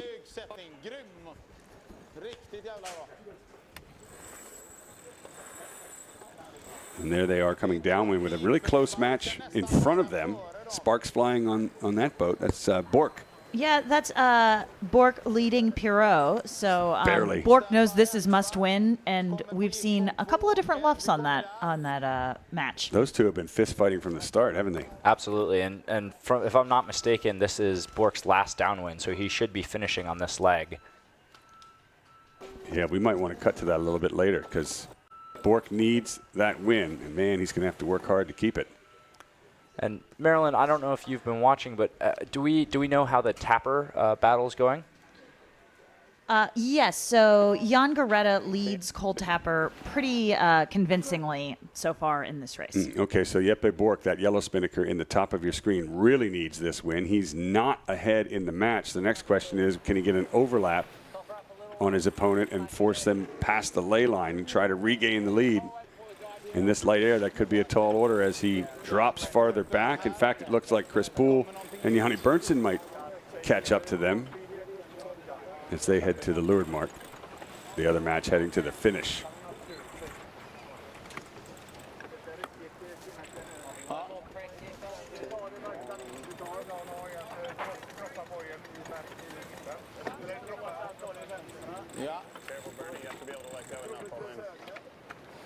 There's a great shot of both matches. So Poole well ahead in the light blue spinnaker to Berntson's red. And Jeppe Bork's yellow spinnaker, the plethora businesses spinnaker, is Dropping farther and farther behind the Teal Durant design construction spinnaker of Pierrot. Pierrot's going to steal this match.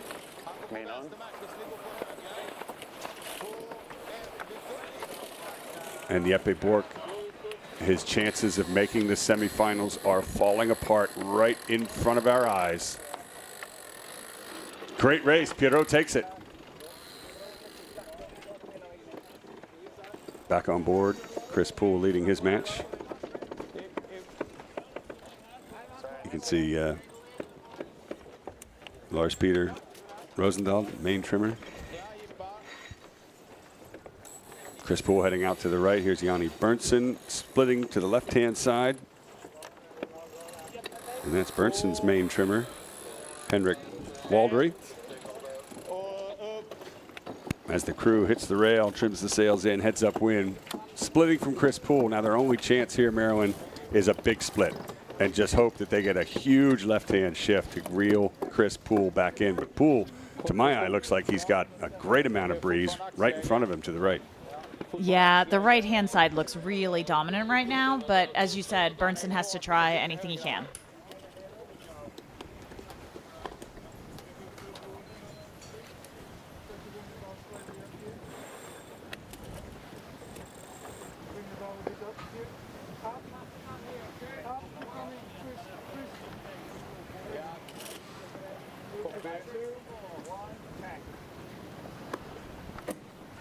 And Poole tacking over from course right, heading out to the left now. Berntsen tacking at exactly. Oh, no, sorry. Berntsen's still going. Take that back. Poole tacking to reconnect with Berntsen. Berntsen's going to go all the way, isn't he? Roll the dice. I think not? Once you've already gone all the way out here, you have to go all the way to Vegas. In for a penny, in for a pound. Exactly. That's the view from on board Chris Poole's boat of Berntsen, who has tacked. Meanwhile, here at the finish line, Ian Goretta has taken his match over Cole Tapper. Remember, the fight was between Bork and Tapper for that fourth spot. Nice job, Goretta. Here's the view from behind Berntsen's boat, looking at Chris Poole in the background there. Strong amount of speed from the right-hand side. You can tell Chris is going to be ahead because you can see his boat moving forward relative to the buildings in the background. If his boat looked like it was going backwards, that would mean Berntsen's ahead. But right now, the way things look, rather, I think Poole's going to have it. Taking trees.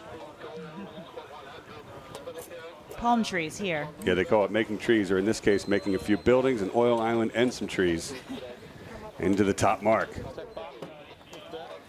For the second and last time in this match over Yanni Berntsen.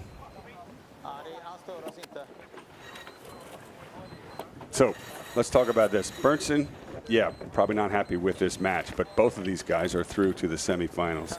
Doesn't matter who wins in this match. So luckily for Berntsen, the score is going to be wiped clean in just a few minutes. And then we start again. Congressional Cup moves forward with only the top four.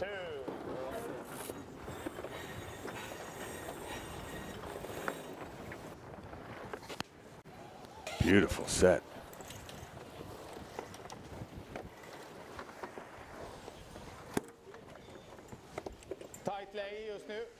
Yeah, Poole's continued to gain every single leg, hasn't he? Yeah, it can often be a compelling part of winning the start is then having the opportunity to just extend. It's been really difficult for Berntsen to keep in range to make an attack.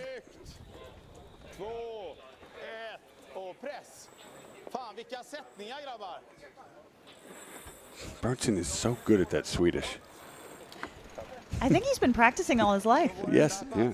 A little bird actually told me that he is Swedish, Tucker. That would explain it, wouldn't it?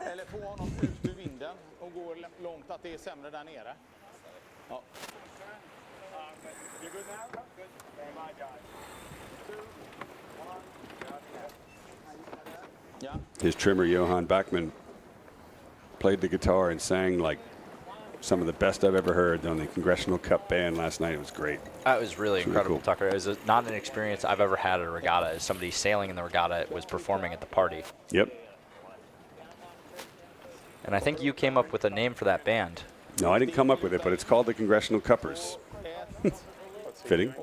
It was really, what a great night.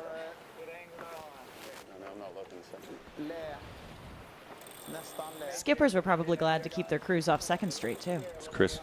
Yeah. Chris Poole with his signature hand behind the back. Just keeps him focused. It's like the opposite of a fidget toy.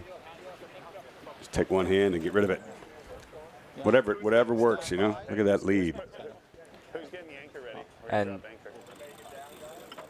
something that's really unique about this event is the skippers will actually have to change boats here between the final flight here and going into the semis. So they will have a meeting on the race committee boat and figure out who's going into what boat, and Poole actually gets to decide, because he's in first place, who he gets to race in the semifinals. Oh, good point. That's right. We know who that's going to be now.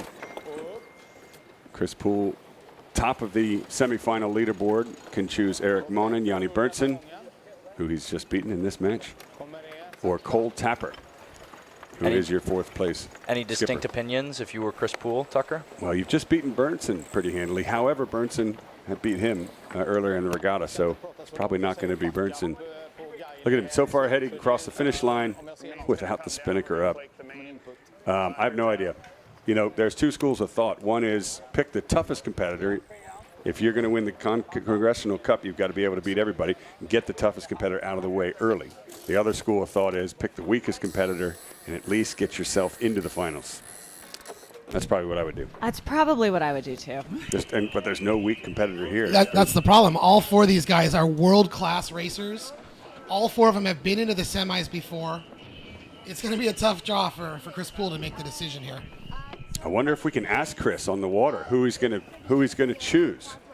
Maybe we can do that. I know we're going to interview him and hear how the race went. Maybe we can have our camera person ask, well, Chris, who's it going to be? Let's find out.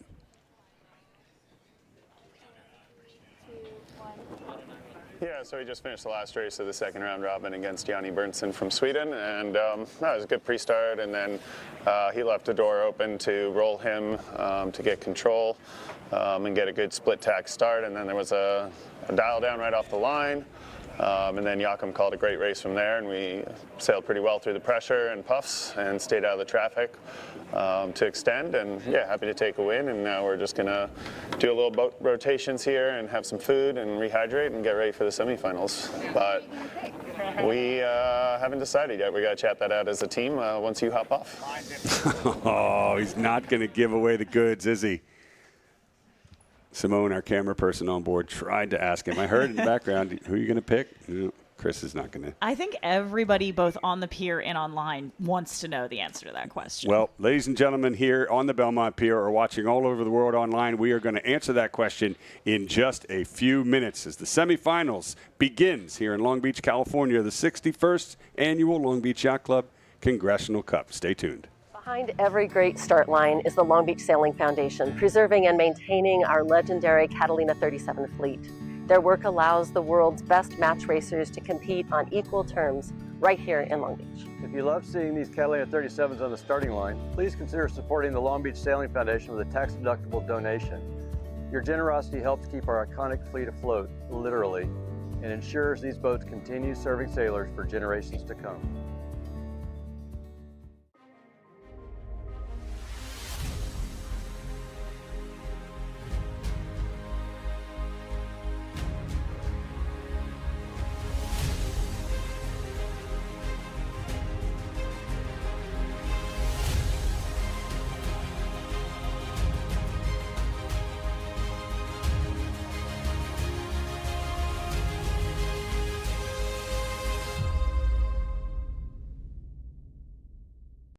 In championship sailing, there are no second chances. Every move matters. Every decision counts. Selling your business is no different. It demands precision, judgment, and the right partner to navigate critical inflection points when it matters most. Since 1998, Plethora Businesses has successfully guided hundreds of business owners through complex transactions with strategic results. Precision wins. PlethoraBusinesses.com.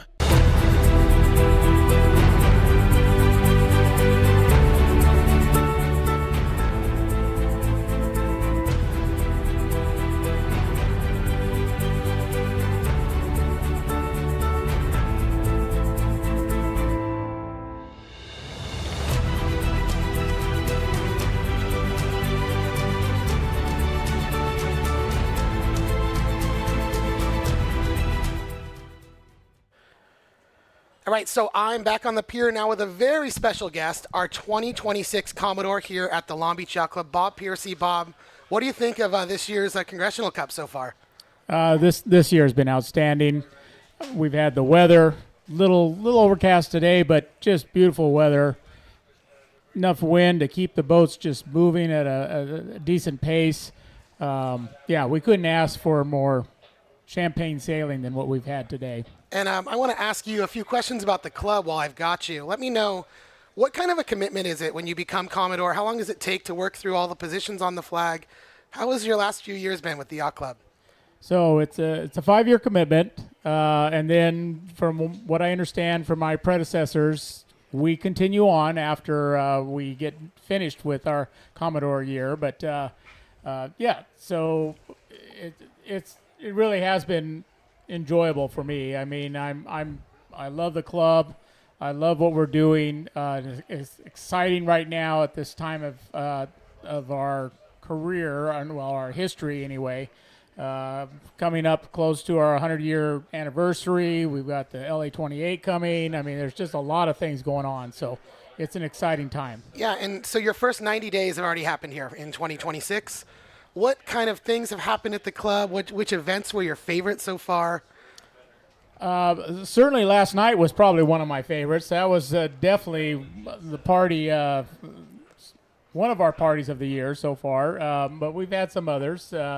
Certainly we started off with our New Year's Eve party, which was fun, and St. Patrick's Day is always fun. So, and then of course all our sailing. I mean, the kids, their sailing, our race, our 2-gate race week or 2 gates anyway, is again one of my favorite regattas. So I'm looking forward to Long Beach Race Week next. And you kind of threw me a bone there. So we have after the Congressional Cup is done and we get into our Wet Wednesday series, we move into the summer for the Olympic Classes Regatta. We have another big event that takes place, Long Beach Race Week, right? Explain to everybody at home what Long Beach Race Week is and what the involvement of our yacht club, amongst others here in Long Beach, is.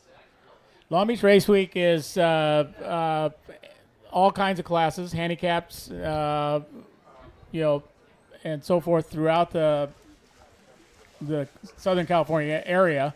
We get boats from, of course, Marina del Rey, sometimes Santa Barbara, all the way down to San Diego. And we have 3 or 4 days of just great racing. I mean, we have classes all over the bay. Some inside, some outside, and then some of the best parties around. So we do this in conjunction with our neighbor yacht club, Alameda Bay Yacht Club, and so yeah, it's just a lot of fun. Very cool. I'm going to cut you short for a minute, but if you'll stay with me, we're going to come back. We're going to head right down to the loins. Randy Smith, the PRO, has the top 4 competitors for a selection into the semis.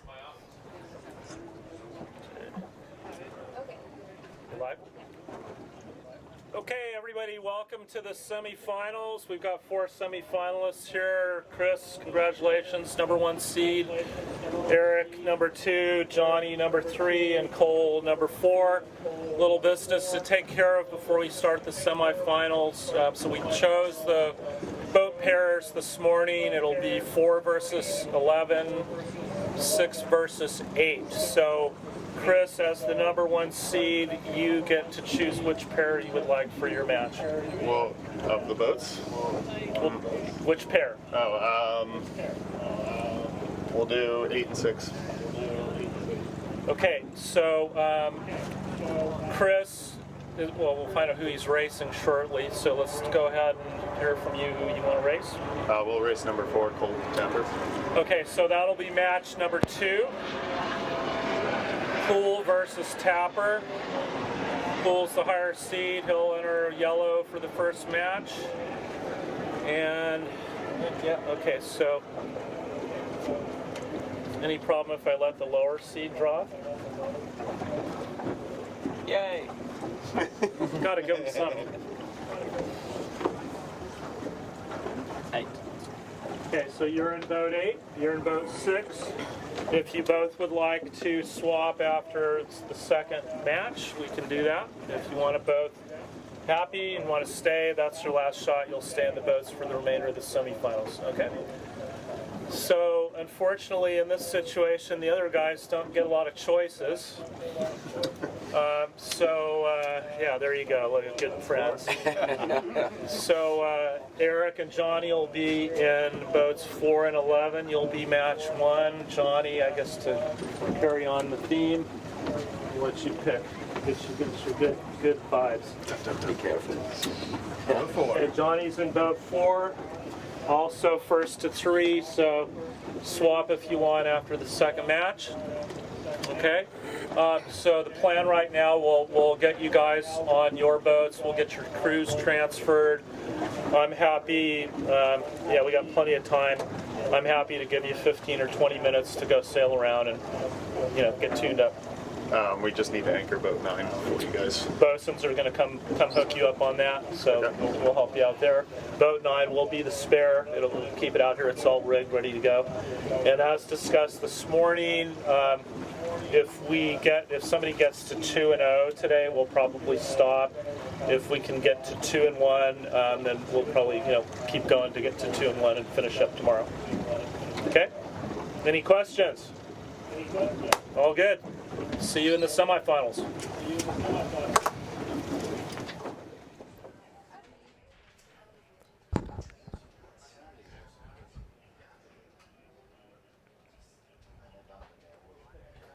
All right, so Bob, that was pretty exciting to watch here, and it's incredible the footage we're getting this year, and such clear audio to see how Randy runs that little meeting there. If you are Chris Poole, what do you think of his choice to go against Cole Tapper? Well, I think it's kind of the natural choice. I mean, usually one goes to 4, yeah, no, there is no easy choice. I mean, all 4 of them are outstanding sailors, and all 4 of them can win at any time. So it's never an easy choice, but yeah, usually one will do 4 and 2 and 3 will go against each other. So. Exactly, and of these 4 competitors, 3 of them have won Crimson Blazers. I know Cole really wants one, so it's going to be really exciting to watch a little bit more racing here today, and then we'll conclude these semis and the finals tomorrow. But tell me, Bob, what has been your standout moment? I know you said last night. Outside of last night's party, what's been the highlight of this year's Congressional Cup so far? Well, I think some of the races that we had yesterday, some of the maneuvers that we watched, some of, for instance, Yeppe's move inside on the next to the committee boat, some of the other maneuvers, again, it amazes me what these sailors can do with these boats. And I sail these boats a lot in the summer, and nope. Can't do it.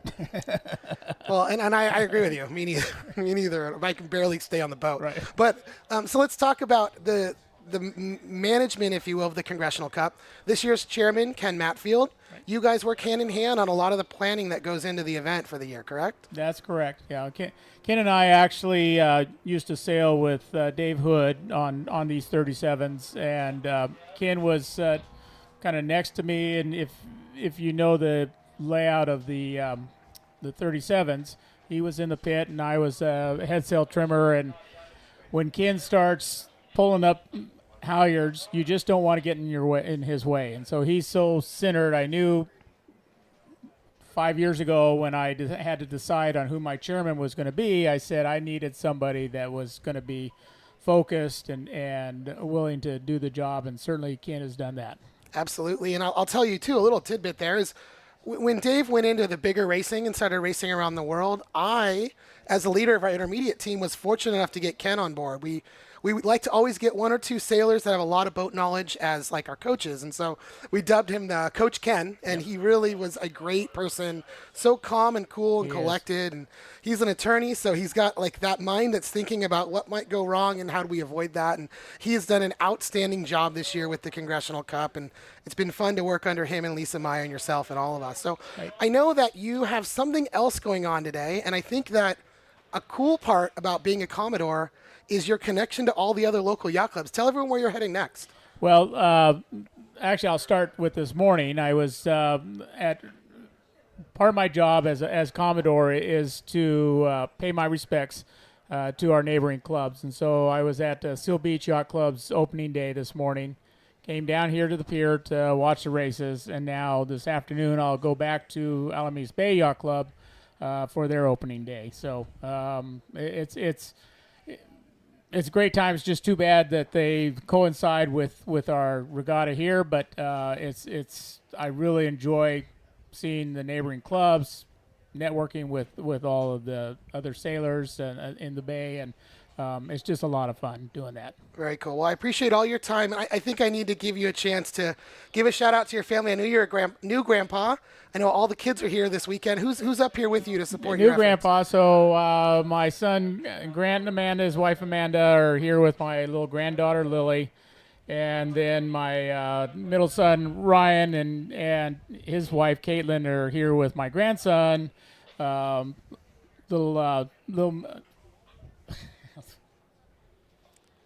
one. So it's all good. We got you. Caught me off guard. I put him on the spot. I'm unfortunately really good at that. Well, either way, Bob, I really appreciate your time, and I know you're going to have more fun to get to this afternoon. We're going to see you on the water tomorrow. Is that correct? You're going to be up here with us on the pier. That's correct. No, I've been on the pier the last couple of days, so I think it's time to head back to the water. So I'll be on the water tomorrow. Well, thank you for this. One last question, then I'll get you out of here because I've got James Pleasance coming in next. Do you know how many volunteers it takes to put on the Congressional Cup each year? We think we have about 300. So that's it ranges between 200 and 300, and they do an outstanding job, and that's one of our pride of being at Long Beach Yacht Club is the amount of help that we get from our volunteers. And I know that me and Marilyn and Ellie and everyone who's involved in this production crew as a yacht club member is proud to be one of those volunteers. Yeah. Let's take a look here at what some of the volunteer jobs that happen at the Congressional Cup every year look like. Check this out. Maybe this is something you want to do next year, and you don't have to be a yacht club member to volunteer. We're open to everybody. You can have no yachting experience. We would love to have you for the Congressional Cup next year. Check this out. For 61 years, the Long Beach Yacht Club has successfully hosted the Congressional Cup, but it takes a team of volunteers to pull this off each and every year. Each morning starts with a world-class breakfast prepared daily by the chefs here at Long Beach Yacht Club. Volunteers serve over 100 meals a morning in preparation for the day's events. More than 30 families host racers, skippers, umpires, and more between the Congressional Cup and the Ficker Cup. Each day, the race committee and team of umpires spend more than 5 hours on the water to pull off the Congressional Cup events.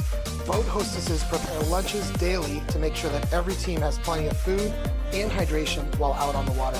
The team of Yellow Hats work each and every morning to ensure that all 11 boats are ready to go here at Long Beach Yacht Club. Congratulations, Long Beach Yacht Club, on another successful event. All right, so Ryan Sanders back again. I've got a very special guest that I love interviewing every year because I think it's so interesting what the World Match Racing Tour is and how you bring these sailors around the world and you work with different yacht clubs and different private venues. James Pleasance here from the World Match Racing Tour. James, welcome back to Long Beach. How's it been so far for you? Thank you, Ryan. Good to be back here. It seems like just yesterday we were sat here talking last year. Yeah. Thank you for keeping the weather. Right, yeah. So we have great weather again. And that's the one thing the British like talking about, weather. They'll always ask you how the weather, they'll always comment on the weather wherever you go in the world. That's so funny. Well, I'm so enamored by what the Match Racing Tour has become. And you guys are in your 26th year? What year is this? That's right. Yeah, we've been going a while now. It's this year is our 26th year of the World Match Racing Tour. We founded in 2000. And we're the longest running global professional series in sailing. Maybe not the biggest, but we're still around. And that's we're okay. going. And I always like to say a rising tide raises all ships, right? And that's very appropriate to where we are. And there Love are that other line. series that help promote sailing, and I am appreciative of that. But you guys bring some of the most entertaining, skill-oriented sailors into the world of different yacht clubs all around. Tell me, where have some of the events been over the last 12 months since you were here last? I thought you were going to say the last 26 years there. Well, that I can throw you a few. But give me the last 12 months of racing. We're by the nature of being called a world match racing tour, we want to be around the world as much as possible. And I've had the fortune over the years to host these events with clubs and promoters in all sorts of areas, from the mountains of the Lake of St. Moritz, which I think was the highest ever sailing regatta we'd ever done. We've been in Malaysia and Brazil. We haven't done the Caribbean yet, so we're working on that one. And we have a new development this year. It's our first ever hosting of the finals of the tour, and also the Women's World Match Racing Tour, which we started in 2022. That's now starting its 5th year, and both of the tours are going to have joint finals together for the first time in the Middle East in November in Saudi Arabia. Now, it's maybe a little controversial talking. There's a little bit going on there at the moment, but providing everything is all safe and good by then, we have a very exciting double finals coming up in November. Yeah, and I think that's so interesting that you can host 2 world events at one time. Tell us about the boats they'll be racing on in Saudi Arabia.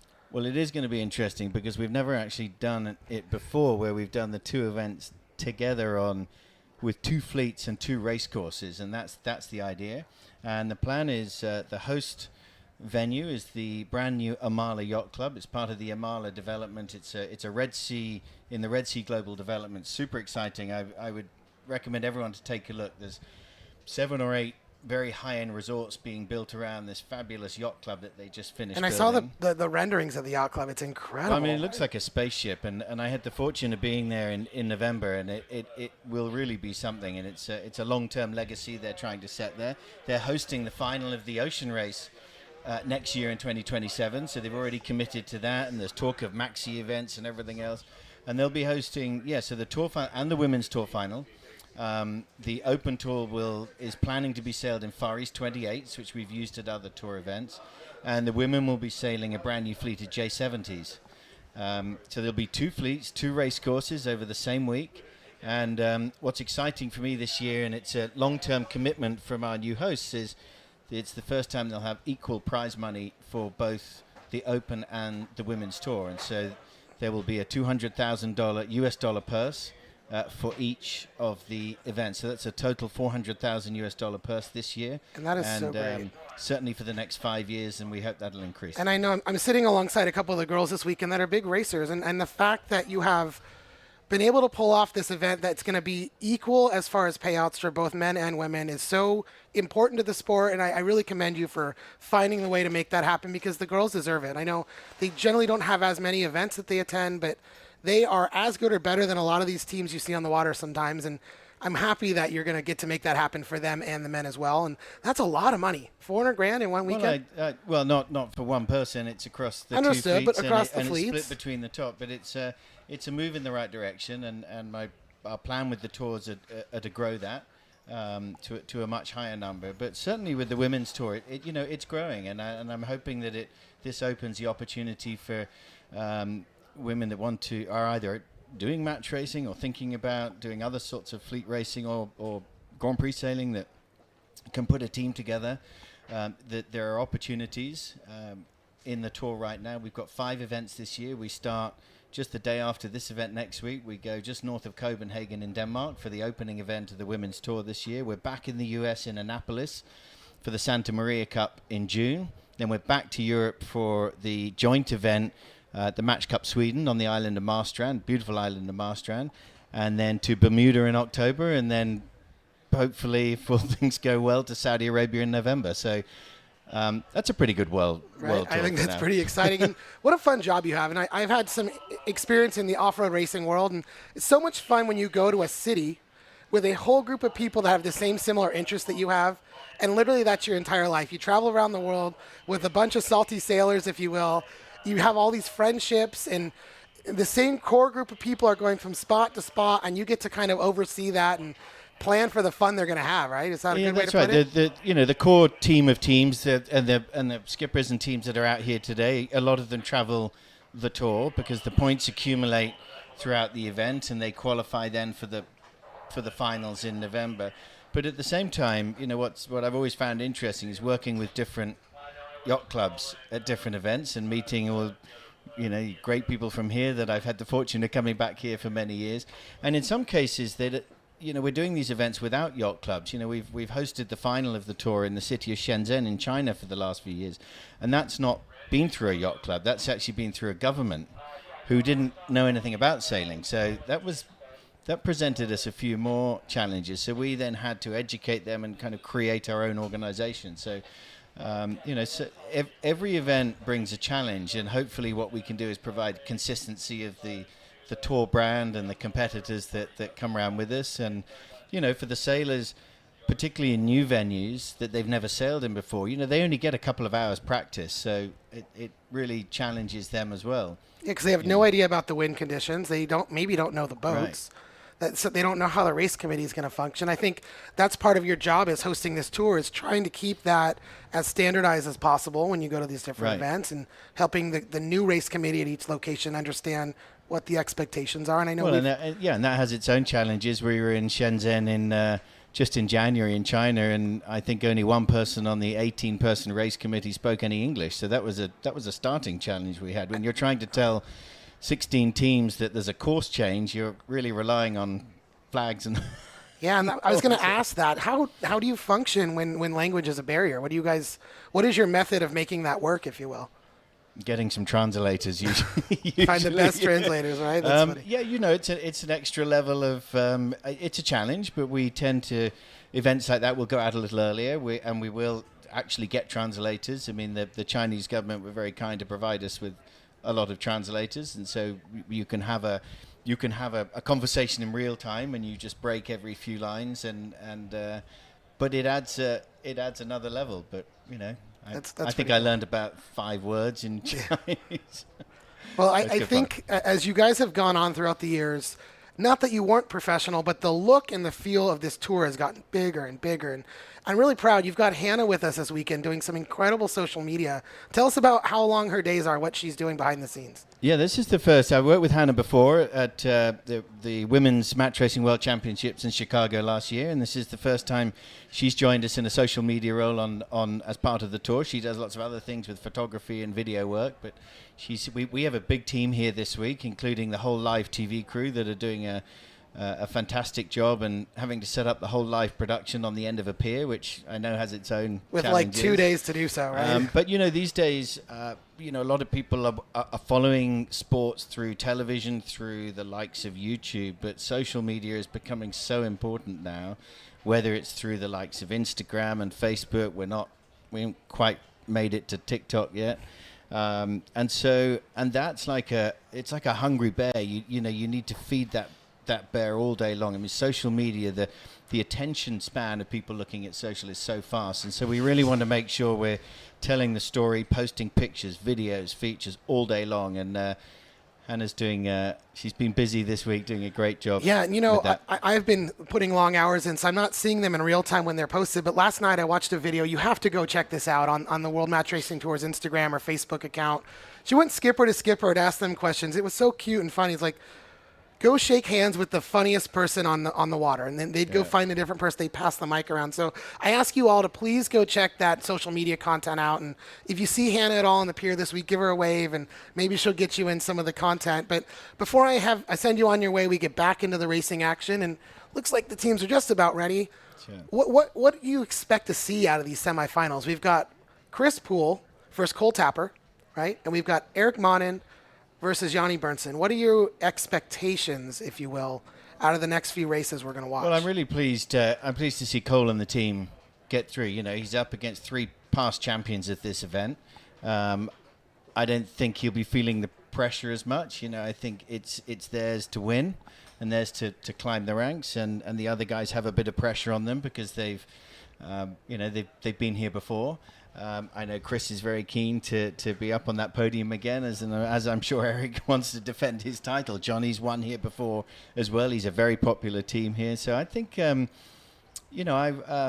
are my expectations? I mean, I think we've got, 4 very high-level match racing, world-class match racing teams here. I think we're going to see it as close as it gets. And it'll be interesting to see who can bring it on the day, both today and tomorrow. Very cool. I think if you were asking me to put, well, you're not. Well, I'm going to ask money you on on the anyone. spot. I've been doing this all weekend. I'm which putting you on I'm the never spot. going to do because clearly I'm impartial and support everyone. But I say again, I'm really pleased to see Cole. Who's really been impressive on the tour the last few years, and I'm pleased to see him up now in the final 4. And so I'd like to see that team. How cool would it be to see another Crimson Blazer winner? Yeah, I would love another to see that. Crimson Blazer. Wouldn't that be fun? That'd be very fun. Good luck to them all. Cost the yacht club a little bit of money to buy another jacket, but you know what? It's worth it. So I'm not sure I've ever seen Cole wear a blazer other than at the Meet the Skippers dinner here. So it'll be a he just novelty for him a T-shirt with the blazer over the top. That'll be the new look. No, right? we'll get him wearing a tie as well. There we go. So thank you for your time, James. Thank you for everything the World Match Racing Tour does for sailing, for these skippers, for our yacht club and all the other yacht clubs around the world. You really provide a mechanism to promote sailing at such an elite level, and I'm personally very proud to be a part of that. So thank you so much. Well, thank you. For It's all a that. pleasure, and thank you to the Long Beach, all the members and volunteers, of which there are so many at the Long Beach Yacht Club, for continuing to partner with us. This event and club, they're a founding event of the tour when we started. We've been on and off over the years, and certainly the last few years we've been here, and it's such a pleasure to be here each year. And just watching the commitment, and you were saying, Hannah's the first time Hannah's been with us on team, and the first thing she said to me after the day is, I can't believe the enthusiasm and commitment everyone at the club puts into this event. So my hat off to you all. So congratulations to the club, and glad to continue to be a partner. Okay, I'm going to put you on the spot one last time. I heard that it took Tucker Thompson about 20 years to get one of these World Match Racing Tour jackets. Can I bump the line a little bit? Be less than 20 years? What?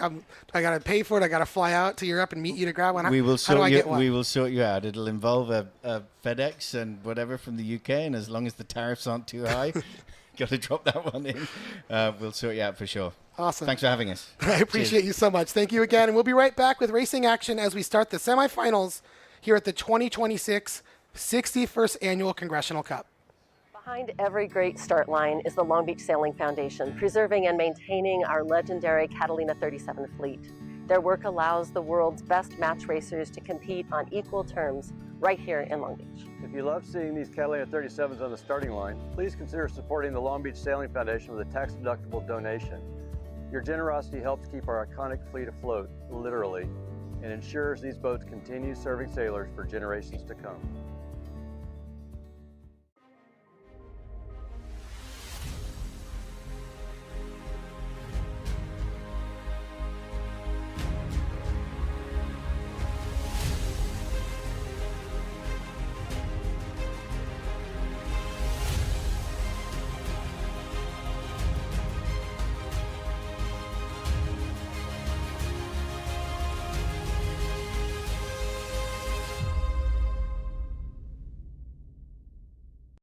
In championship sailing, there are no second chances. Every move matters. Every decision counts. Selling your business is no different. It demands precision, judgment, and the right partner to navigate critical inflection points when it matters most. Since 1998, Plethora Businesses has successfully guided hundreds of business owners through complex transactions with strategic results. Precision wins. PlethораBusinesses.com.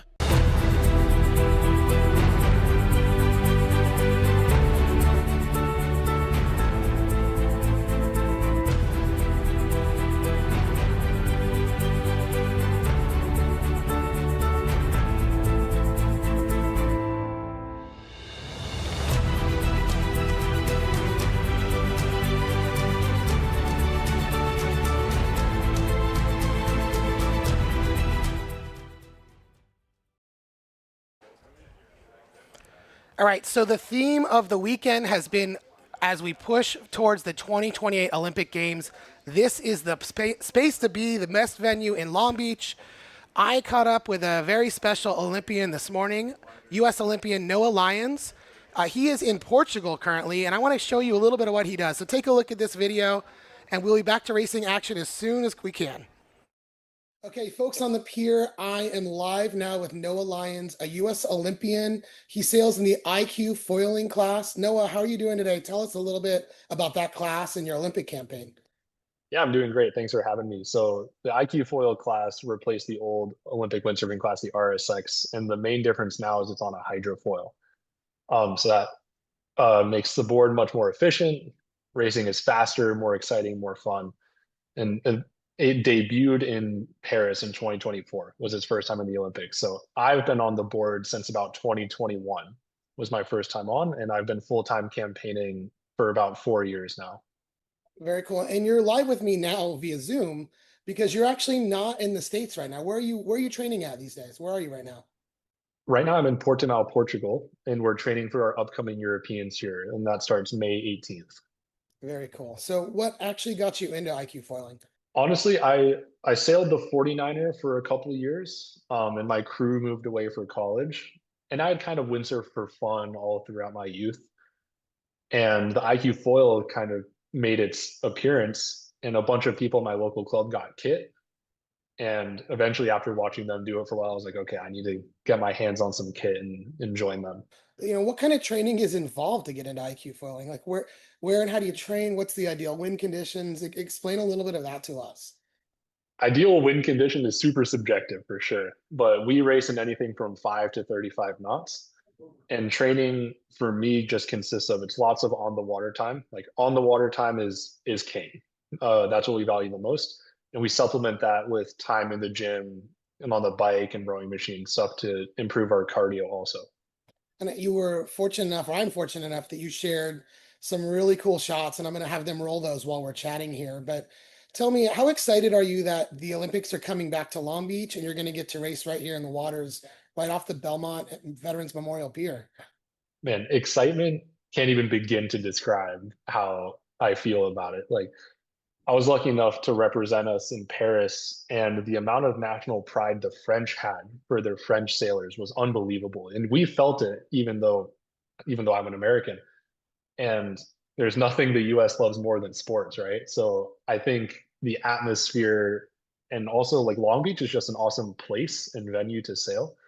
So I think to have it in our home waters is, it's any Olympic athlete's dream to compete at the Olympics on their home soil. And I'm not sure if you're aware of this, but they just released tickets to locals here. And it was fun to watch all my friends get the email because they sold out immediately. People would have a 12-hour window, and within minutes, the good tickets were already gone. So there's definitely a lot of excitement here. And I'm excited we're going to get to watch you here on the water. Where do you think is the best spot for people to watch your event from when you come here in 2028? I think anywhere on like Belmont shores, like from the pier or just from the beach, we're probably going to race pretty close to shore sometimes. So really just anywhere from the beach, I think should be great. Okay. And I know that I'm not the Olympic body type, but if I wanted to get into IQ foiling, what's the best way for me to get started? I think the best way to get started is to just start windsurfing first, and if you want to hop straight on the foil, like by all means do it. I know a few people who, skipped the normal windsurfing step and just gone straight to the foil. And just like anything else, it just takes time, like just learning the intricacies of windsurfing and then adding the hydrofoil into it. But I think anyone is capable of doing it for sure. So just getting your hands on some kit and then just going and crashing a bunch of times. I think I tried windsurfing when I was 12. I think I could barely hold the sail up there, if you know what I mean. So tell us, who supports your effort? How do you put an Olympic campaign together? Anyone that sponsors you, how does it work on your end? Sure. So right now I'm part of Project Podium with America One Racing, and America One Racing is by far my biggest supporter, and they help me with pretty much every expense. And that has been a huge weight off my shoulders compared to the last Olympic cycle. Last Olympic cycle, it was all on me to go out and source fundraising, find sponsors. And I still have some sponsors that I've retained through the years. But yeah, right now, primarily America One Racing. Cool. So I appreciate you coming on with us. I know you had to work through our time difference, and and getting you through your training schedule. Is there anywhere online we can watch you in the lead up to the games, or any of your events televised? Or where would I send the people on the pier to follow up on how you're doing here as we push towards 2028?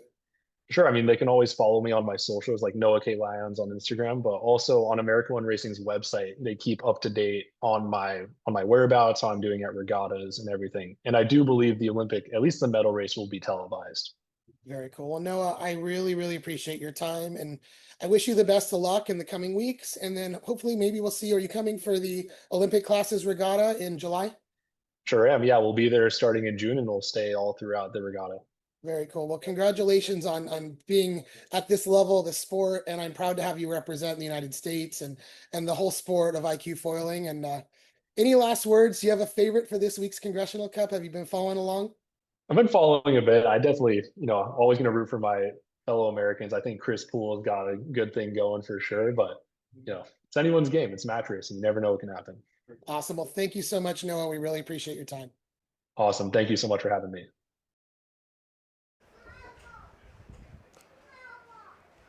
All right, so that was very fun to get to talk to him this morning and to put that little piece together for everybody here on the pier.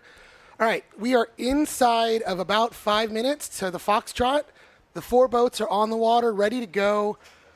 All morning long, we've been hearing about this ban last night. People keep talking my ear off, so we want to share it with you one more time. I'm sure it won't be the last you hear of the Congressional Cuppers, but take out a look at what you all missed last night, because if you weren't at Long Beach Yacht Club, you missed the party of the century. Where is it at? Try, I try.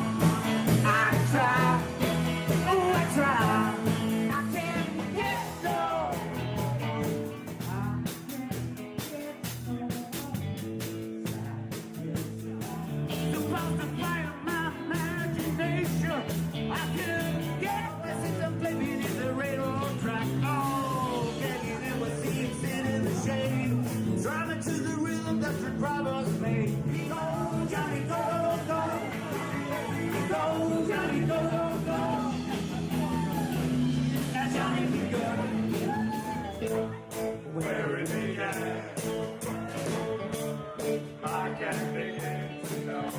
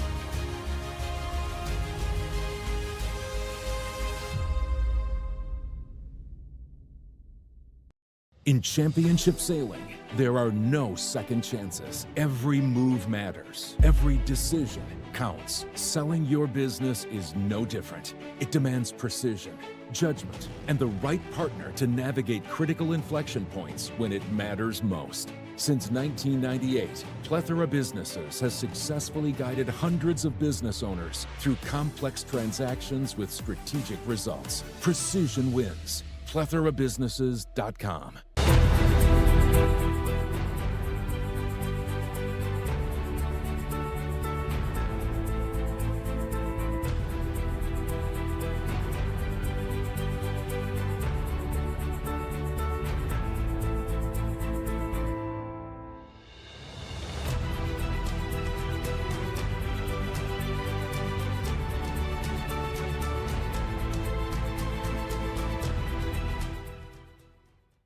So every race this week is made possible by the Long Beach Sailing Foundation and their dedication to the Catalina 37 fleet behind me.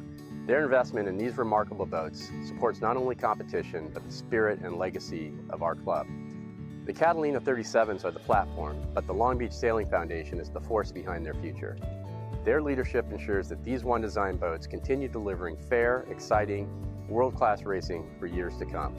So as we celebrate Congressional Cup this week, we also recognize Long Beach Sailing Foundation for protecting one of the most unique match racing fleets in the world. Their stewardship of our Catalina 37s is a gift to sailing and to Long Beach. The Long Beach Sailing Foundation helps turn tradition into opportunity by sustaining the Catalina 37 fleet for international competition, youth sailing, and club events. Their work keeps these boats and this legacy moving forward.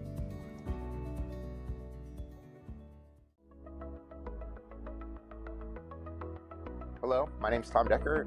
I'm the 2026 Chairman afloat from Long Beach Yacht Club's Congressional Cup. This year at the Long Beach Yacht Club, we probably were able to purchase the Markset Bots autonomous buoys. They set the race course quicker and faster and more efficiently. Typically, a traditional Markset takes about 20 minutes to set. With the Markset Bots being autonomous and running off GPS, we can set the course in about 4 minutes. So with this technology, we also have the Airmar wind indicator on top of the bot. It sends continuous signals about every 5 seconds with an average every 5 minutes, and allows the race committee to see what's going on at Weathermark. With the Airmar, we can allow to see true wind direction. That allows the course to be adjusted. So the bots were purchased through the Long Beach Yacht Club Sailing Foundation, and with a partnership of Balboa Yacht Club, we have a total of 5 bots that allow us to set up our race course. They're run through an iPad or a phone app, and you can move all 5 bots at the same time, or you can move one bot individually if you decide to adjust the course.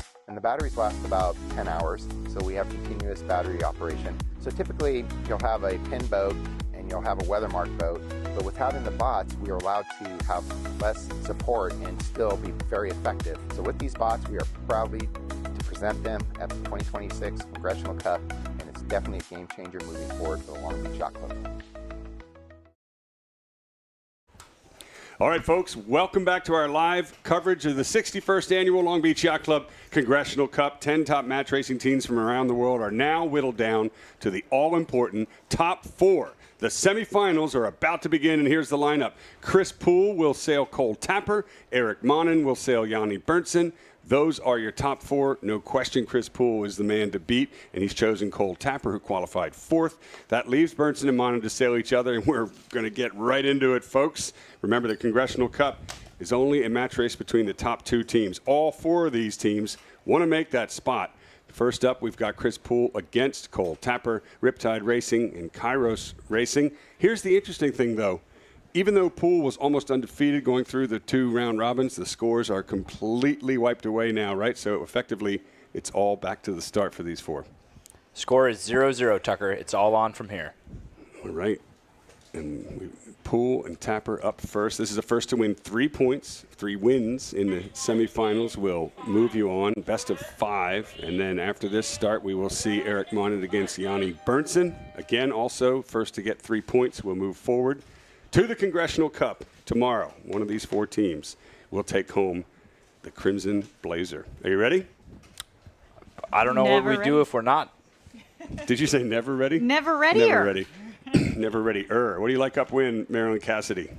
Well, in the little break that we had for the boat swaps and to make those selections, the breeze has filled in a little bit. Right now, to me, it has also moved a little bit over to the right, and I think we might have just a little bit stronger pressure on the right now as well. Well, the boat that is on the right is going to be entering from the right in the pre-start, which I believe is Eric Monin. Is he up first? No. Or is it Chris Poole? I believe it's Chris Poole, but I'm not positive of that. Well, looking at the timing, Monin is a lot closer. And there's Berntsen. Yeah, so it's going to be Monin Berntsen up first, coming up on the 4-minute entry in just a few seconds. Monin from the right-hand side on starboard. And there's the gun, Yanni Berntsen on port. These two have sailed each other so many times in the past. Both of them are Crimson Blazer Congressional Cup winners.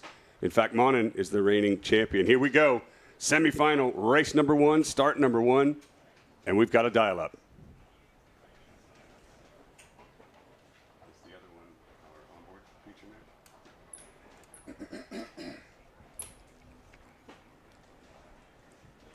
So, as you say, Marilyn, the right side looks a little bit stronger right now. Breeze is filled in. Skies have cleared. This is textbook Long Beach sea breeze day, isn't it? Absolutely. And it's really heating up inland, so we expect this breeze to continue to build through these semifinals. Monin has tacked away from the dial-up. Berntsen in the background there follows suit. Monin goes right back at him, aggressive. Yeah, Monin on the attack here. I think he's kind of taking a play out of Chris Poole's playbook here. Attack, attack, attack. Do everything you can to pull a penalty in the pre-start. I like that move from Berntsen rather, underneath, kind of turning the tide a little bit, and now it's Monin up against the ropes. He's tacking away. Berntsen tacks behind. Plenty of pressure to keep the game close. The dial-up is over. Monin running away from Berntsen. That was a good move. Monin with really, really great pace out of that tack. Like two heavyweight fighters in the ring. Monin, the best light air sailor, probably one of the best in the world, but the breeze is on right now. So the other thing we've noticed is that Yanni Berntsen has just been sailing so consistent throughout this entire series. One could almost bet that he's got a good shot of making it past the semifinals as we look on board with Eric Monin there. Reaching towards the Belmont Pier. We've only got 2 minutes to go to this start. Berntsen is so close. Monin's going to maybe struggle even to get that jibe in onto starboard. Needs to turn back towards the line. Berntsen will be ready to pounce. Going past the pier at this point. Berntsen with a lower angle with lots of speed. Monin, to my eyes, in a bit of trouble. I would agree. I think Berntsen did a great job defending, taking a position there, a really assertive position. Now, Monin did get a jibe in. Berntsen jibes above him, placing his boat between the pier and Monin. At any point, Berntsen can use the pier as a pick, if you will, the obstruction. Monin wouldn't be able to go in between the pier and Berntsen if Berntsen gets close to it. Monin tacks, Berntsen tacks. Minute 15 to go. This is a really unique thing about sailing in Long Beach, especially in the Congressional Cup, is that you've got to deal with the pier. Could be a penalty right there. Who was inside? Who's overlapped? Who's got rights at the pier? It was Berntsen ahead, but Monin got the overlap. Two lofts. Oh, contact for sure. Look at the fans in position, seeing how close that was. Umpires are going to call who's going to get the penalty. Will it be Monin or Berntsen? Can we tell yet? Blue flag would be Berntsen. Yellow flag would be Monin. You don't want to put the match in the hands of the umpires. Right now, I don't see any flag, and the match race is still going on here in the start, so we'll come back to that. Yellow, is it? A yellow flag penalty? That's going to go against Monin. I don't see the yellow flag penalty, but if it is there, then it's Monin. I think it's blocked out from my view. But it is there, yes, a yellow flag penalty. Monin is going to start on the back foot in 20 seconds. Berntsen leading him into the line. Berntsen comfortable with that penalty that he's just given his opponent, and he's not over yet. Looking to close the door on Monin, who goes for a last-ditch effort, a dig, trying to get a hook on Berntsen, but it's not going to work. Monin is going to start behind, and Monin has a penalty, and Berntsen wins the start. Berntsen's showing how bad he wants it here, Tucker. To pull a penalty like that and start ahead is exactly what you would want to be doing if you're in the semifinals. Sam, I know you're new to our broadcast team. We appreciate you being with us, and I know I told you on day one, watch the sparks get hotter and hotter as this event goes on. And the pressure heats up, so does the action. It is game on in this first match.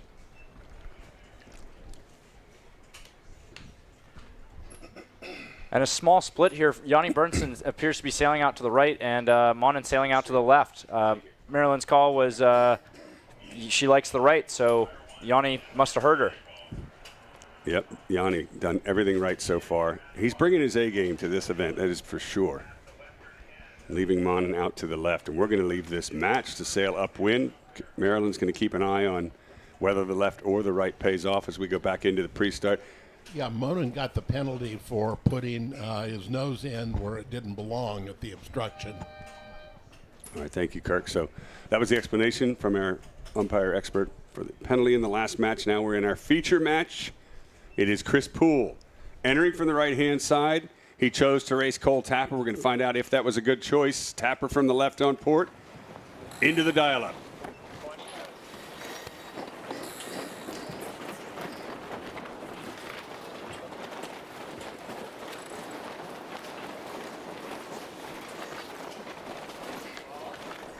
Marilyn, you hear all that noise?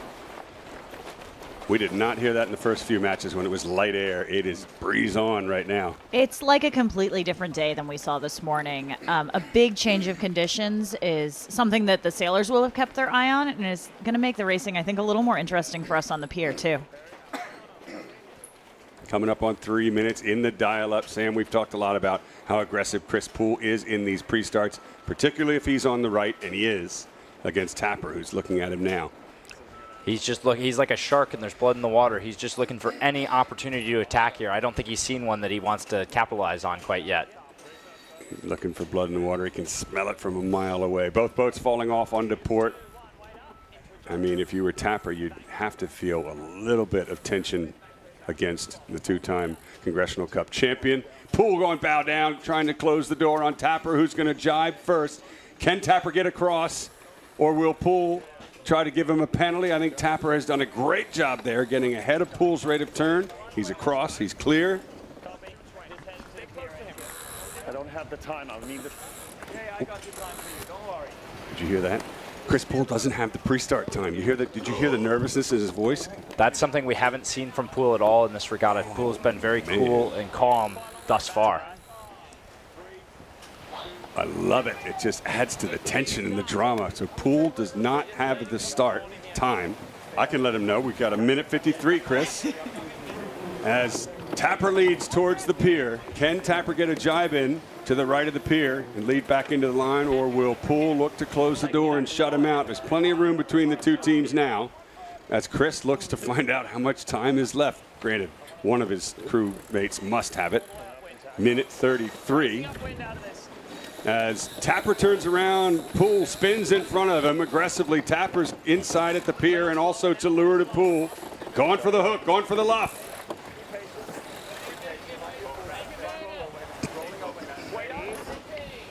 Bowman on Tapper's team saying solid overlap there. They went for a luff. Chris Poole avoided. Now Poole looking to roll over the top. How close is the overlap? Inches between the two teams.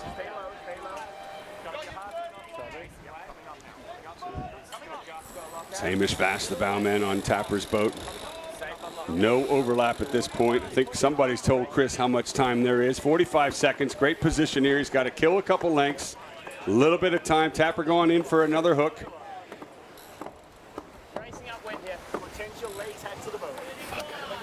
Okay, you heard on Tapper's boat, racing. So he's on time for the start. 31 seconds to go. Meanwhile, Chris Poole told his crew likely going to be attack.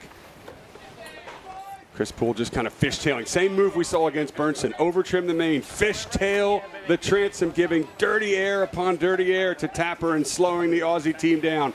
14 seconds to go. Poole has slowed down Tapper. Poole has given Tapper a penalty. Poole takes the right, and Poole's going to win the start. Get back.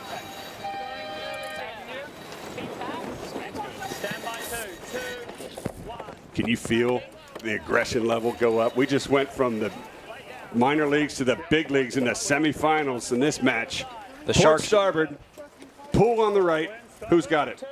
I think that Poole's on starboard and Tapper's not getting across. Poole flaking out to the right now.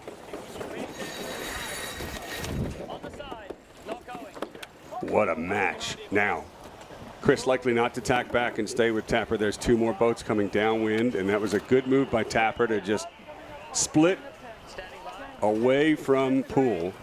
2, 1. Tacking. Yeah. Oh, trouble. Oh, man, that would have been big trouble. Tapper just tacked himself in front of Yanni Bernson and didn't have rights. And that he had to luff up and almost slow down, almost foul, and a foul can happen between other matches there. So Bernson was nice to let him go, but that slowed Tapper down a little bit. Now here comes Poole. Yeah, Chris Poole coming back from the right side. He's now tacked out to sail to the left. Yanni Bernson, or excuse me, Cole Tapper coming back together here. Cole Tapper didn't think he was all the way across, so he's going for the lee bow and defending the left side. Tapper did lose just a little bit. Luffing over Bernson's bow. That match is close behind these two. We could have a four-way pileup at the top mark here, so keep track of who's who. It certainly seems like that's what's going to happen here. With the way the breeze is coming down the course, it looks to me that it's pretty consistent no matter which direction you're coming from, and especially with that lured gate rounding, it's going to get real busy up top.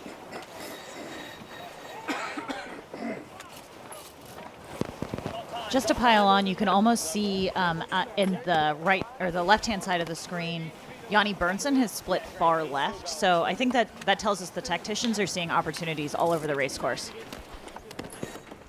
Yeah, what I'm seeing up there is there's sort of a line of pressure that Yanni Bernson sailed out to. There was a bit of a light spot going there, but it looks to me that he's sailing into a lefty, and he might get lucky out there. I think Tapper might get lucky, too. He's got that same piece of lefty shift, and he's starting to reel Chris Poole in. Has he gained? In this next cross will tell. Definitely. Tapper's on the attack.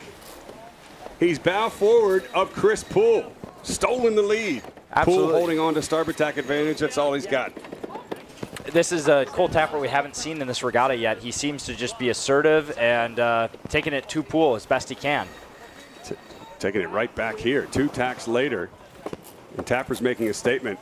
Hey, buddy, I want the Crimson Blazer as well.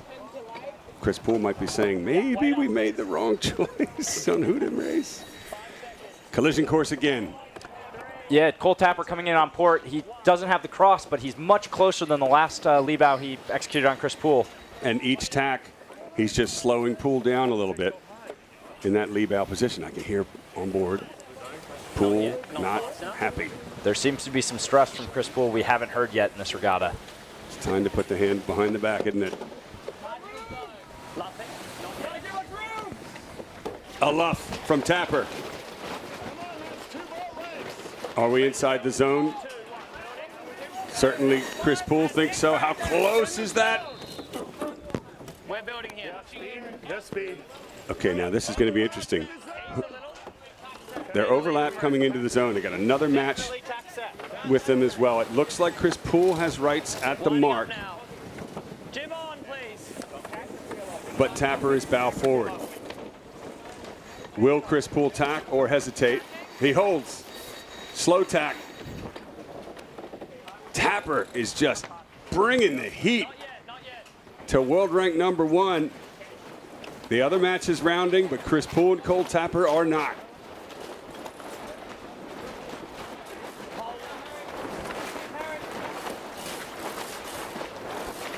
Keep the main tight up and press left. Now, to be fair, even though Tapper caught up, Poole's not going to let him go by that easily. Lost his bow. Big, Harry, Oh, big. trouble for Tapper. The bow is lost to the left-hand side. He's falling away on starboard as Poole goes for the hoist. Tapper pointing in the wrong direction. Got no helm. Coming back now. Oh. Poole smelled blood in the water there, Tucker. He was waiting for any mistake from Tapper's crew, and as soon as the pole was up and the jib, they tried to back the jib, Tapper lost his bow, and Poole was waiting for it. You heard Poole say, "Go big, Harry. Go big, Harry." Wow, okay. That's all right. Ooh, not a great set there. Lucky they didn't hit the mark. Now, there's the difference between the two teams. As Tapper struggles to get his spinnaker flying. Come on, guys, pull the pole back. Jib is stuck on it. Ooh, it's going from bad to worse. It's a dangerous situation with your Genoa there. You worry about the spinnaker getting ripped on the hanks on the Genoa. And with that, it's another length to Chris Poole. Overlapped at the top mark. Tapper with a chance. Chris Poole pulls away 1 length, 2 length, 3 lengths, now almost 4 as we head downwind in a matter of a few seconds. Poole is back on top.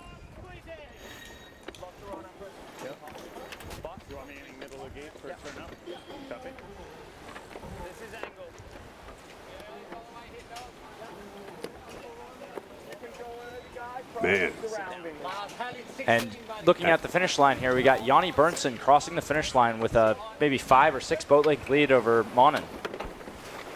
So in this first to win 3 semifinals, it is Yanni Bernson who draws first blood over Eric Monin, leaving Chris Poole to fight it out with Cole Tapper upwind.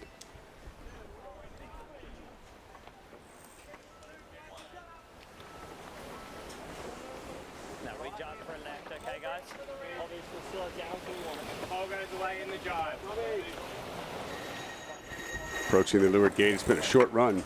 There's the hand behind the back. When you see that, Poole Still right turn. is calm, cool, collected, and in charge as the crew takes the Spinnaker down. Do you mean to say Poole is cool? Yep, that's what I was going for.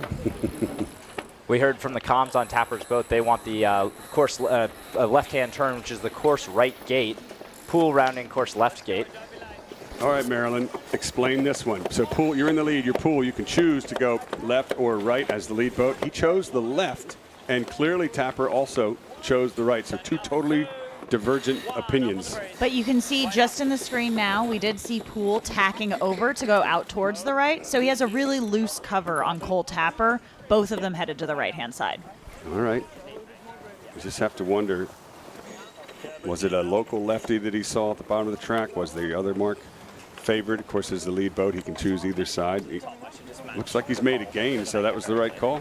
Yeah, I think that he's one of the theories maybe or strategies you can employ is just stay between your competitor and the mark, and this kind of consolidation move, it can be really effective.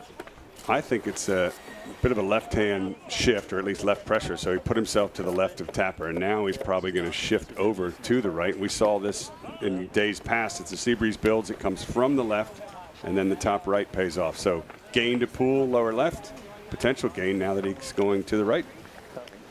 Absolutely. In the last match, we saw Yanni Bernson sailing all the way out to the left corner, and he did actually make gains, so I'm keen to see how they come back together here. Big gains all the time for Poole.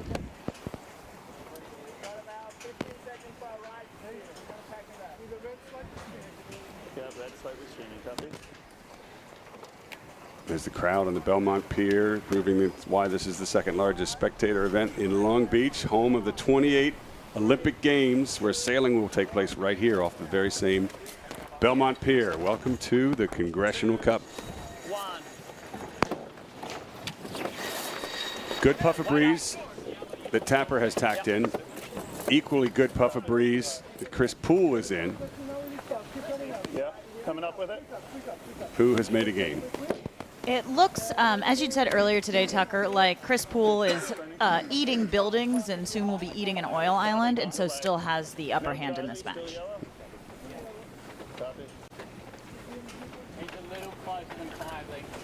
Yeah. Guy bag.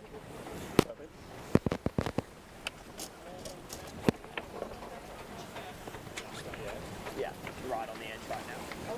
It's got to keep an eye on him on the downwind. Yeah, I'll watch him on the set. If you wait for the table going, I'll keep it a little more loaded for the race. Copy. No higher than that.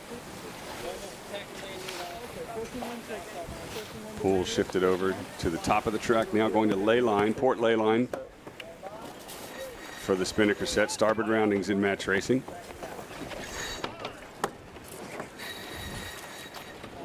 Good on trim, good on trim. Half a line tag. And now the crew set for the Spinnaker hoist. Bearing away in 2, 1. And Tucker, we heard Poole talking to Harry West there on the bow. He said, Harry, half a length. So Harry's got the kind of the timing down, and it just shows the communication that you have to have as a team of 6 guys sailing a 37-foot boat like this. Tapper doing the same, letting his crew know timing to the tack and win the hoist.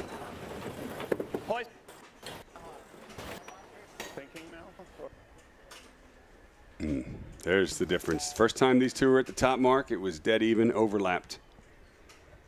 And now Poole has consolidated a pretty comfortable lead. This is the final run, race number 1, first to win 3 points in the semifinals.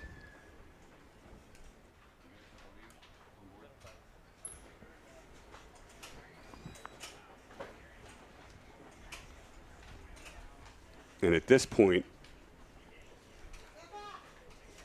you kind of have to regroup if you're Tapper and say, okay, we got a potential of 5 matches to take this. You lose 1, move on, take your lessons, come back swinging into the next one. You lose 2, and it starts to get a bit more nervous, maybe some more aggressive sailing. But Tapper's still not giving up despite the lead there to Chris Poole heading downwind. Remember, Bernson took his first match They will switch sides of the start now when we go back to the start and go at it again.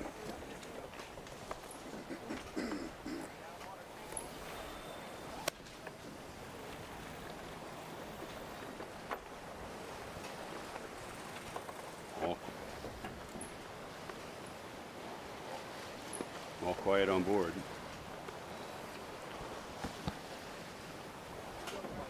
Joachim Aschenbrenner, tactician for Chris Poole.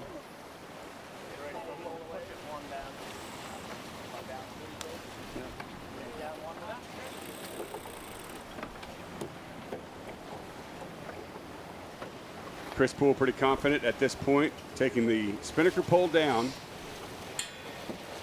and already setting up for the next match, knowing he's got this one in the bag.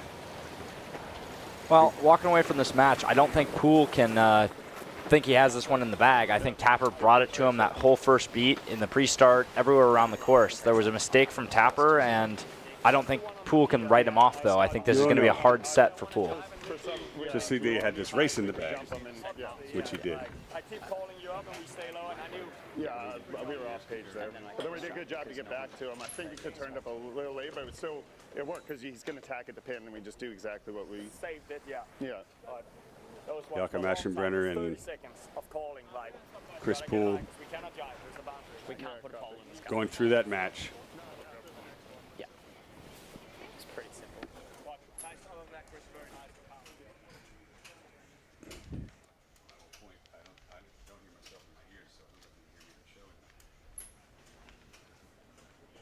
We might get some words from Chris Poole on board, find out what he thought of that match. I'd love to hear what he thought of the top mark. Let's find out. On board with Chris Poole. Really, it came down to that Squidward mark. Yeah, we had a first race of the semifinals against Cole Tapper from Australia, who we raced before. And yeah, we had a good pre-start, split start, and then we went, and then we got to Cole had a good start at the pin, and we just kind of kept Justin up on starboard to keep bouncing him back to the left. And we just slowly chipped our way up to him, and then at the top mark we were able to hold overlap into the zone, and then we were happy to tack onto port, and then we kind of reset the whole race course with a head-to-wind luff, and yeah, we were able to get Cole a little caught out there, and yeah, we bore away and set, and then from there we called a pretty clean race, so we're happy with one race down and a few more to go here. Okay, well, there we go. Chris Poole taking us through. I love when we do this afterwards with the sailors on board, because Chris just goes through and recounts every step of the race. He's got a photographic memory, and we're going to recount every step of the race as well real quick. Here's a look back at race number 1. So the pre-start was very close there. The Belmont Pier in the background. Tapper was aggressive. Tapper took the left-hand side at the start, as you heard Chris Poole explain. Sparks flying upwind. It was really close, particularly coming into the top mark. And that's the bottom mark, actually, as Tapper got a bit of trouble there with Berntsen. That slowed him down. But then at the top mark, they were not only overlapped, Tapper was bow forward, but he had his pole up, and his bow just got stuck going the wrong way compared to Poole. Right there. That's the split Poole was looking for. He bore away into the spinnaker set, and Tapper was just spinning backwards, basically. Had to take the pole down, turn slowly. The hoist got screwed up. It just went from bad to worse for the Australian team. And calmly, with the left hand behind his back, much better for Chris Poole. A great win in this first match of the semifinals. Remember, it's first to win 3 points, and we're only one up for Berntsen and Chris Poole. More to come. We'll be right back in a few minutes. Behind every great start line is the Long Beach Sailing Foundation, preserving and maintaining our legendary Catalina 37 fleet. Their work allows the world's best match racers to compete on equal terms right here in Long Beach. If you love seeing these Catalina 37s on the starting line, please consider supporting the Long Beach Sailing Foundation with a tax-deductible donation. Your generosity helps keep our iconic fleet afloat, literally, and ensures these boats continue serving sailors for generations to come.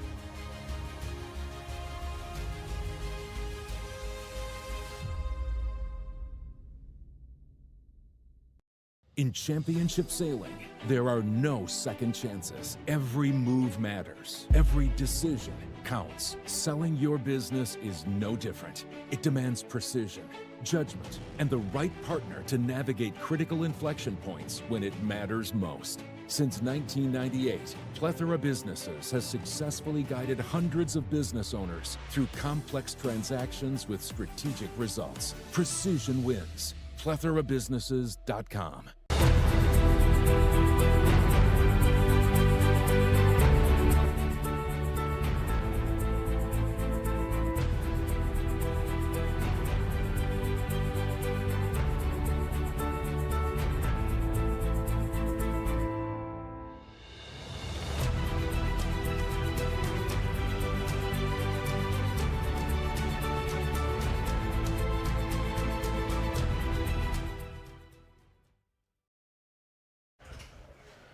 All right, as we wait for the next set of races to take place, I've got a very special guest with me. You guys have seen that bright pink spinnaker all weekend long. Let me introduce to you Reese Howell from Celtic Bank. Reese, how are you doing? I'm doing great. Thank you very much. It's exciting to be here today. And you told me that you guys are yacht club members. How long have you been with the club for? We've been members of the yacht club for about 14 years, I think, 14, 15 years. Had a home in Spinnaker Bay for about the same amount of time, so we love Long Beach. Cool, and we love you guys and your new spinnaker. I heard Mary Voigt, who's in charge of the boat, say that pink spinnaker flying next to any other spinnaker makes the two of them look so good. Did you guys get to pick the color, or did you just luck out with the best kite on the bay? We just lucked out on the color, but I think the pink is awesome. We're super excited about it. It's very cool. And tell us a little bit about Celtic Bank, if you can, what you guys do, that kind of a thing. Yeah, Celtic Bank's primarily a lending organization. We lend across the country to small and mid-sized business.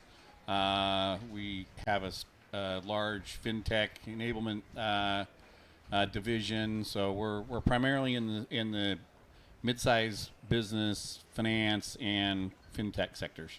Okay, very interesting. And I'm sure that you guys are getting calls. I know that everyone around the world is watching this, but how exciting is it to see the brand up on one of these spinnakers here on these Catalina 37s? They're so historic to the city of Long Beach.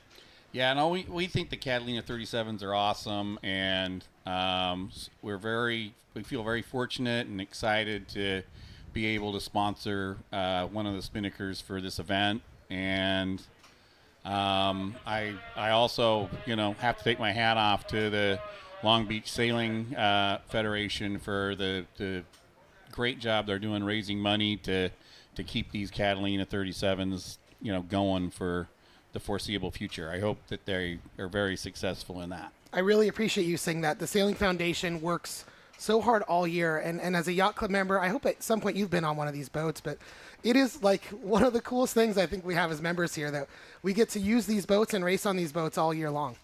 Yeah, and they look great lined up in front of the club, too. I know, it's pretty cool. I love really bringing great. my little boat pass to show people this is my yacht club and these are the boats I get to sail on, and the best in the world get to sail on them. So before I have you go back upstairs to all the fun, you've seen the two races happen here. Do you have a favorite of the last four teams? Who do you think is going to take it this year? Wow, I think both Poole and Monin are in a great position. That's probably would be one of those two would be awesome. Awesome. Well, there you hear it right there. Reese from Celtic Bank. He says either Monin or Poole, which would be a repeat of last year if those two make the finals. It would be. We've got at least one more race coming up. Depending on where things go, the race committee might make it go to 3. But stay with us. Tucker Thompson and crew will be right back here at the 61st Annual Congressional Cup. Behind every great start line is the Long Beach Sailing Foundation, preserving and maintaining our legendary Catalina 37 fleet. Their work allows the world's best match racers to compete on equal terms right here in Long Beach. If you love seeing these Catalina 37s on the starting line, please consider supporting the Long Beach Sailing Foundation with a tax-deductible donation. Your generosity helps keep our iconic fleet afloat, literally, and ensures these boats continue serving sailors for generations to come.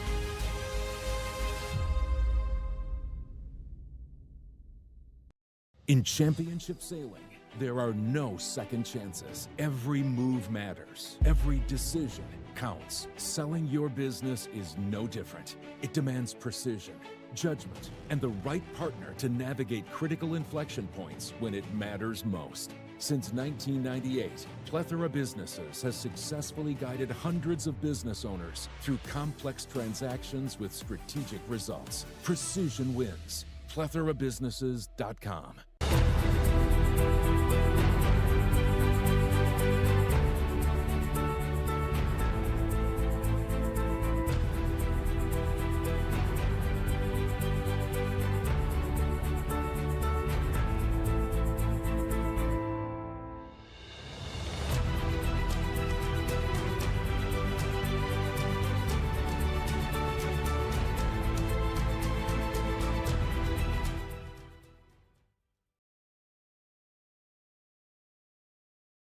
Ladies and gentlemen, welcome back to our live coverage of the semifinals, the penultimate day of the 61st Annual Long Beach Yacht Club Congressional Cup here in California. Fantastic action. The sea breeze is up.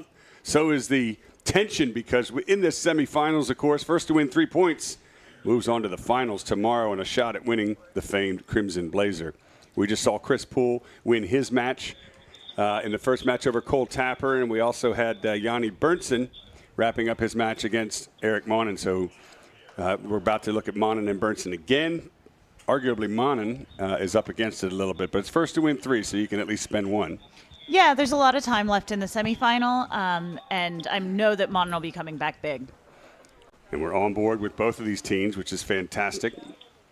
Once again, Sam Rosenbaum, Marilyn Cassidy, and we've got a special guest with us who I'll introduce in a second. So here's who we're looking at in the crew list. Yanni Berntsen's going to be entering from the right. Eric Monin from the left. And our special guest is Scott Dixon, the match racing master, fresh off the water in these Catalina 37s. Scotty, it's great to have you with us, and we want to learn everything we can from you in a short amount of time as we go right into the action, into the dial-up. Yeah, thanks, Tucker. It's certainly a great privilege to be out there racing, great Long Beach conditions, and the boats are great. It's a perfect day, but yeah, pleased to be up here with a different view. So this is great. We get to ask Marilyn about the breeze and you, the play-by-play. We've got our umpire expert, Kirk Brown, for the rules, and now Scotty to explain what in the world is going on out there between these two prize fighters. Head to win, 3:15 in the dial-up. Berntsen to the right, pinning Monin to the left. Monin looking for his first win in the semifinals.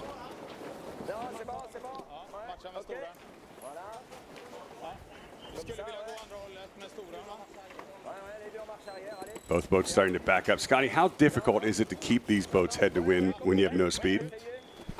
It's very difficult. In fact, you can see Johnny Berntsen almost, did he lose it there? I'm not sure if he did. I think he's got it back now. It's a very, very difficult skill, and it's something we practice a lot.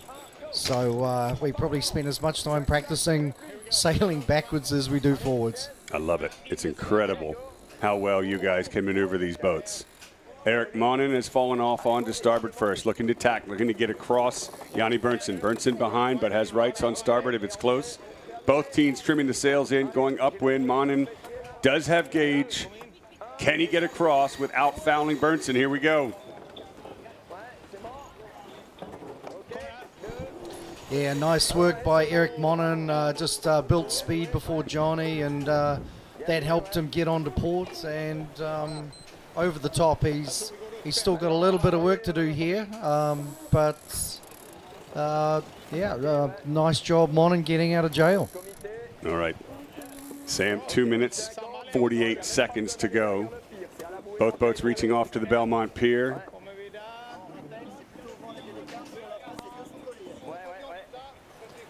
That's interesting. Both boats have a blue flag. One of them's yellow. That's Berntsen. Yep. And the other one's blue. I think they just figured it out just now on Berntsen's crew. They need to have a yellow flag up back. I think that might be the Swedish flag, Tucker. I think you might be right, Scotty. Oh, yeah, maybe I need a new pair of glasses. Okay, both boats have jibed back towards the line. Monin going for the hook. Quick, Marilyn. Which side do you like upwind? I think we're seeing a more persistent right shift as the afternoon goes on. The race committee during that break had shifted everything a little bit further over to the right.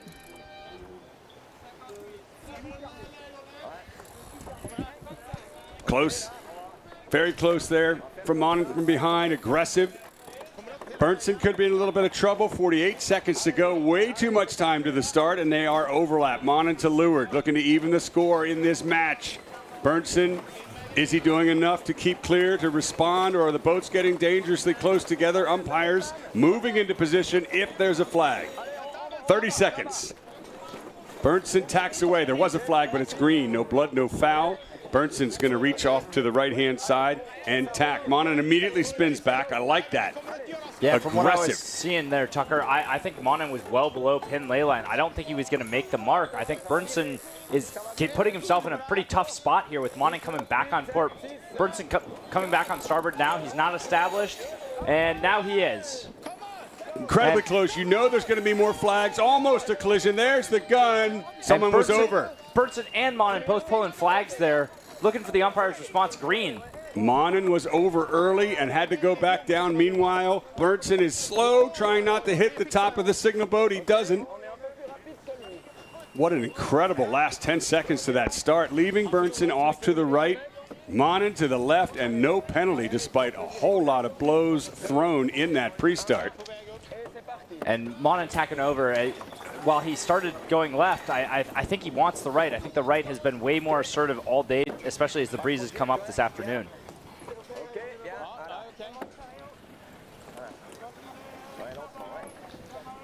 Yeah, so green flag on that one, guys. And remember, it doesn't necessarily mean there wasn't an incident.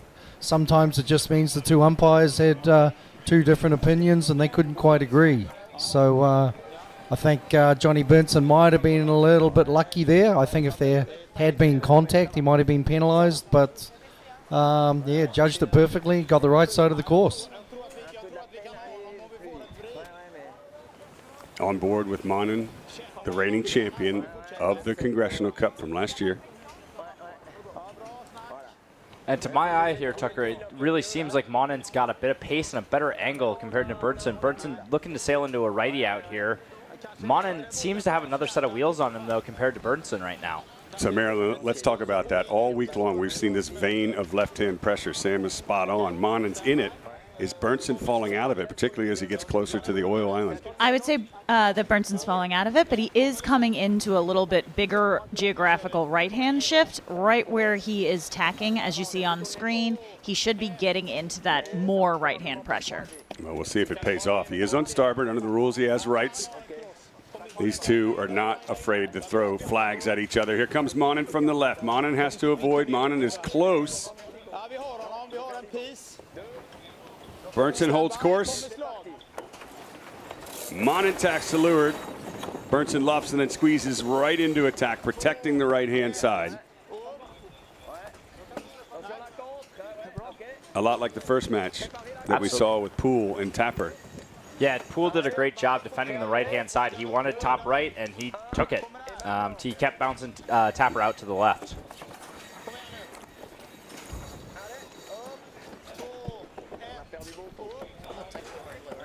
And that's the pre-start of the Poole Tapper match. There's a penalty to Tapper. Remember, first to win three. Poole's got one already, and Tapper's going to start on the back foot.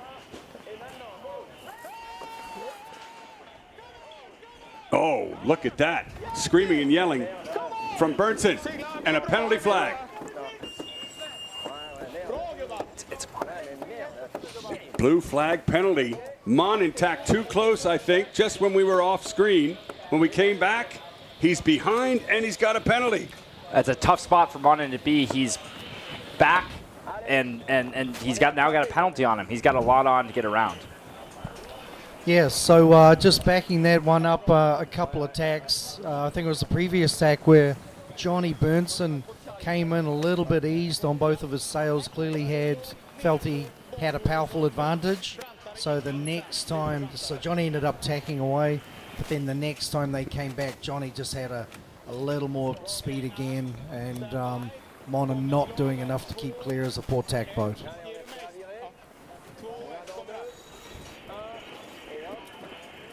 It was bow to bow at the first cross, if not a small advantage to Monin. By the second cross, Monin behind a length and a half, has a penalty, and Berntsen leads into mark number 1.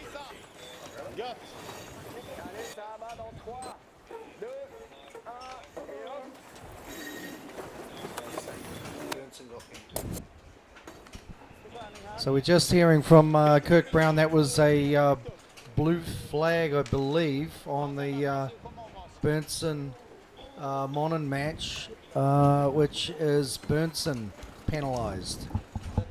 No, Monin. So penalties in each of these 2 matches. Tapper's got one against Poole right now, and Monin's got one trailing Berntsen downwind.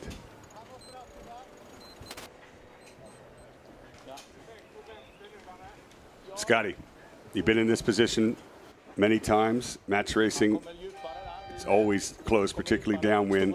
The options for Monin, what are they? Yeah, so Monin not necessarily on Berntsen's breeze right now. What he's doing is setting up to affect Monin on the next jibe. So maybe only a boat length and a half behind there, but here they go now. And this is where you can expect Monin to be on Berntsen's breeze and start to see Johnny slow down a little bit. So that's on board with Johnny right now. Is that Johnny driving in front of the wheel? I mean, I've gotten caught in some difficult positions before, but yeah, interesting technique there. Yeah, Yanni facing backwards, trimming with his rear hand and his forward hand, or trimming with the forward hand, driving with the rear hand. He needs another couple hands to make all that work. They don't call him Papa Berntsen for no reason, Tucker. Nope. Has Monin caught up a little bit? It's going to be Berntsen's choice to go upwind. I think he's going to take the right because it's close. All things being equal, at least the right gives you starboard tack advantage, and we know the right later on in the day here in Long Beach gets Slightly favored. dangerous drop on Monin. I think it's gone under the bow. It certainly looks like the head of the spinnaker just ended up around the keel there. You're kidding. Yep, and no jib on Monin's boat. And man. That's a disaster. Spinnaker draped all over the bow. It's underneath the boat. Jib only just coming in. Everyone off the rail.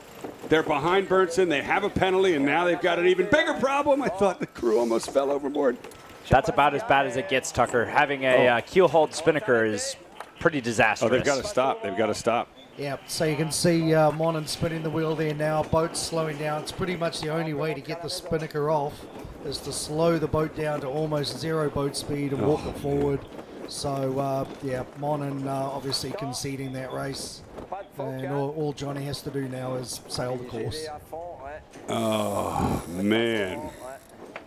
It's not over yet. They've got to pull it all the way around the bow there.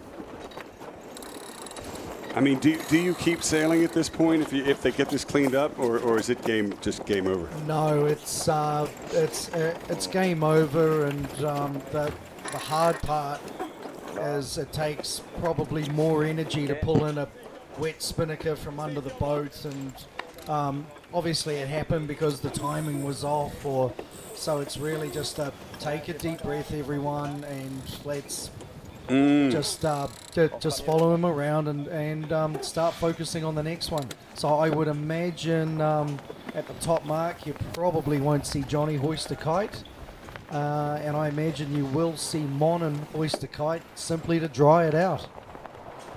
Yeah, it's kind of the rule of threes there, Scotty. You've got penalty, behind, and now you've keel-hauled your spinnaker. You're not in a good place, and you need to give the boys a chance to rest. So Monin likely conceding, even though he's still racing. This is the other match between Poole and Tapper. Tapper on your right, Poole on the left. Poole just ahead, not by much. Going into the winter mark for the second time, I believe. This is their Or is first it the weather first? mark. Is it the first yeah, time? they're the folks on the pier here will have seen the start where Tapper is carrying a penalty as a result of a very long dial-up. Let's watch the weather mark. Yeah, and this is sort of the reverse, Sam, of what we saw in the first match where it was Tapper just ahead and to leeward of Poole. But the difference is there's no overlap. So Poole is going to get rights at the top mark if they're headed towards the zone, which they are. There's the mark. And Tapper can't go in there. He cannot, and he's just going to have to round directly behind Poole and look for an opportunity on this next downwind leg. The good news, Scotty Dixon, is look how close Tapper is behind Poole, right on him. He'll be, he'll be hunting furiously here. Let's see how Tapper's set goes. Little slow on the halyard maybe. Bit of pole back. That's a nice set by Poole. Now Tapper's got a full kite. One boat length, that's plenty close enough to attack downwind. Definitely.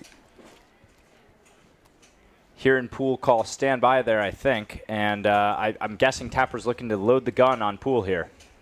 Well, you can see Poole's kite just went soft there. See it absolutely lacking pressure. It's struggling. That means Tapper's just on his breeze. Now Poole comes up to clear out, to clear his air. And now look at it. It's, what, less than 10 feet? Oh, So yeah, definitely. The next move here is Tapper's going to be looking for Poole to jibe. And he does. Just barely ahead. So this is going to be the late jibe and try and hook him to leeward.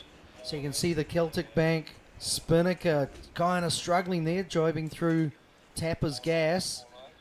And, yeah, that's, only about 5 feet. Tapper on the offensive, and he needs to be in order to get rid of that penalty. Tall order, though, against someone like Chris Poole. Of all the teams that we've seen Poole outsail this week, Tapper seems to have this way to keep grinding right back in it. Just when you think you're way ahead of him, he just reels you right back in. Nothing in this match right now. I've been super impressed with the way Tapper's been sailing as far as when he starts on the back foot, he just inch by inch, tack by tack, picks up time on the boat he's trying to beat. So let's see if he can do it. He's definitely within range as we approach the leeward mark. Jib's going up, pole's going away. That's another gain to Tapper there. He's got a little more pace, just closing in. He's got a lot more speed there at the moment. He's going to have to turn. He'll probably follow Poole round and go for an immediate tack. Poole going for the left-hand gate as we look upwind, Maryland. That's a messy drop by Tapper as well.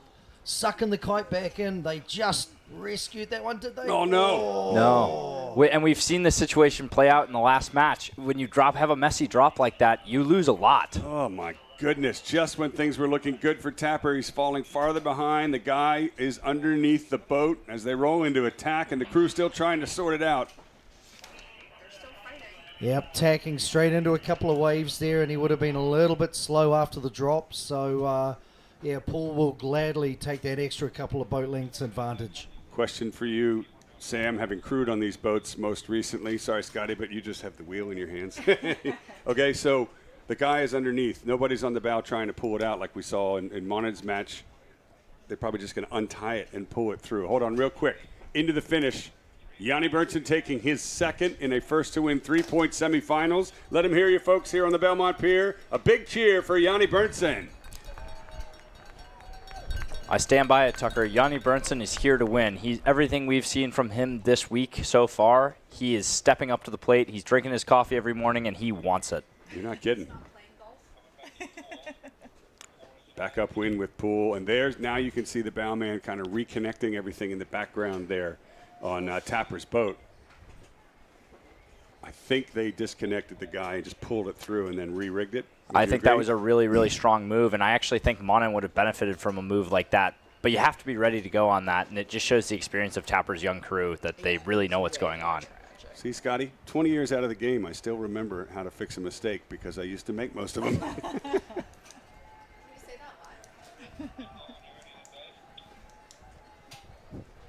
Scotty, I put the ball. For those of you that don't remember, and I certainly do, but Tucker Thompson was a pretty great match race skipper and did at least one Ficker Cup. So Yeah, the guy with the mic knows what he's talking about. Or make it up convincingly, one or the other. I just remember that you won Ficker Cup, Scotty, because it's a broken record.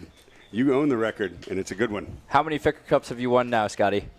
Oh, given up counting, Sam, but really it's because my world ranking's not very high. It's one of the only pathways to get into Congressional Cup.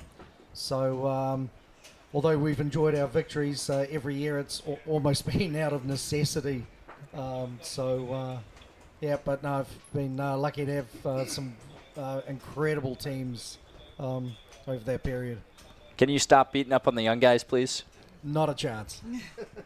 All right, so back in the match, Chris Poole leading upwind.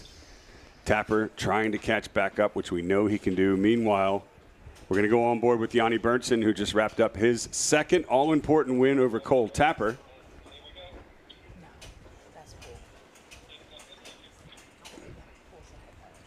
Well, soon we're going to see Yanni Berntsen. If we can see Yanni Berntsen, hopefully he'll be there. We're just waiting for a signal.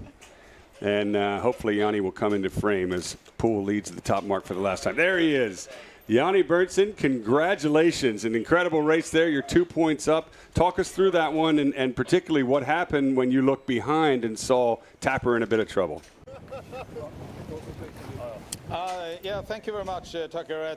It was a good race, and we were actually having a really hard fighting pre-start, and we had to squeeze us above the starting vessel to just keep up there, and we saw that the game was really close, and I think we were never really behind, but we were really close game. So we had a tacking duel on the way up and reached them the first time, and after the second tack, we actually gained some meters on them, and they did a very close tack to leeward of us, so close, so they got a penalty there. It was very close with the rigging, was smashed each other there, but from there we extended, and yeah, it was, I think pretty much that was, it was a close race from there, and to the bottom mark, they lost their, unfortunately, they lost their spinnaker, and that was our luck, and we can just go away from there. Oh, good race for us. Yanni, it was a great race. Both of those races were great. I want to ask you one last question, my friend. In the first match, I heard Cole Tapper call you a nickname that might stick. Papa. Yeah. I think he looked, I don't know why I find that. Well, probably I'm old enough to be his dad if he would, but, or he looks up to me, I don't know. You have to ask him. Yanni, we all look up to you. Good luck in the next match, my friend. You're looking great. Thank you. The team is great. How cool is that? Papa doing well. Papa's doing well. So is Chris Poole. Yanni Berntsen's got 2 points in the first to win 3, and now Poole's poised to take his second match over Cole Tapper. Cole just won't give up, and that was a frustrating race for him. Now, both Tapper and Monin have to win all 3 of theirs if they want to go to the finals. Crazier things have happened, Tucker. I mean, any great match racing series, you can't have a great comeback until you've gone down by a little bit. Fair point.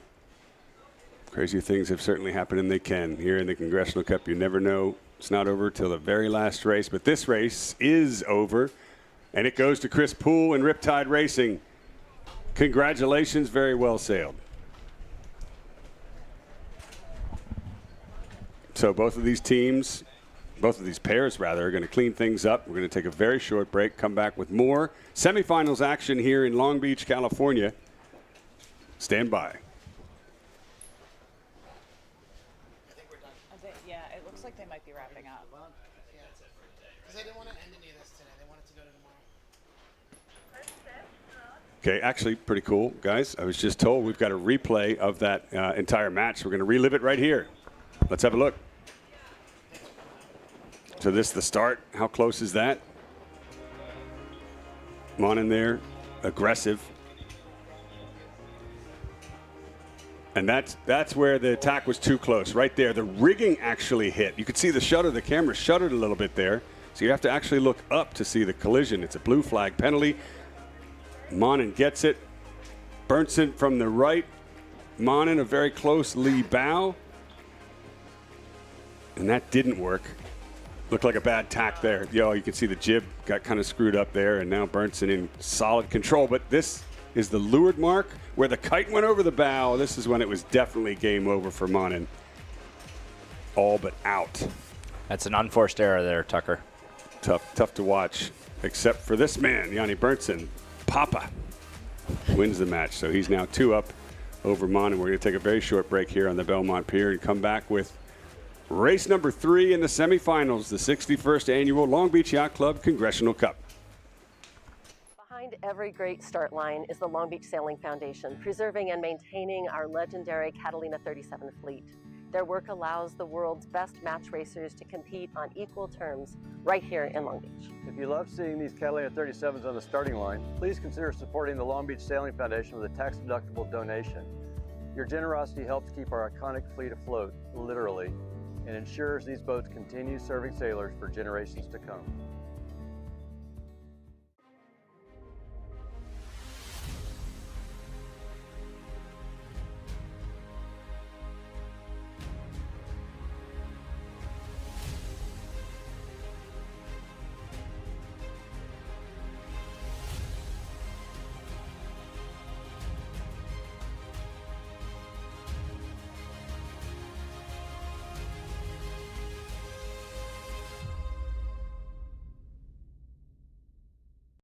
In championship sailing, there are no second chances. Every move matters. Every decision counts. Selling your business is no different. It demands precision, judgment, and the right partner to navigate critical inflection points when it matters most. Since 1998, Plethora Businesses has successfully guided hundreds of business owners through complex transactions with strategic results. Precision wins. PlethoraBusinesses.com.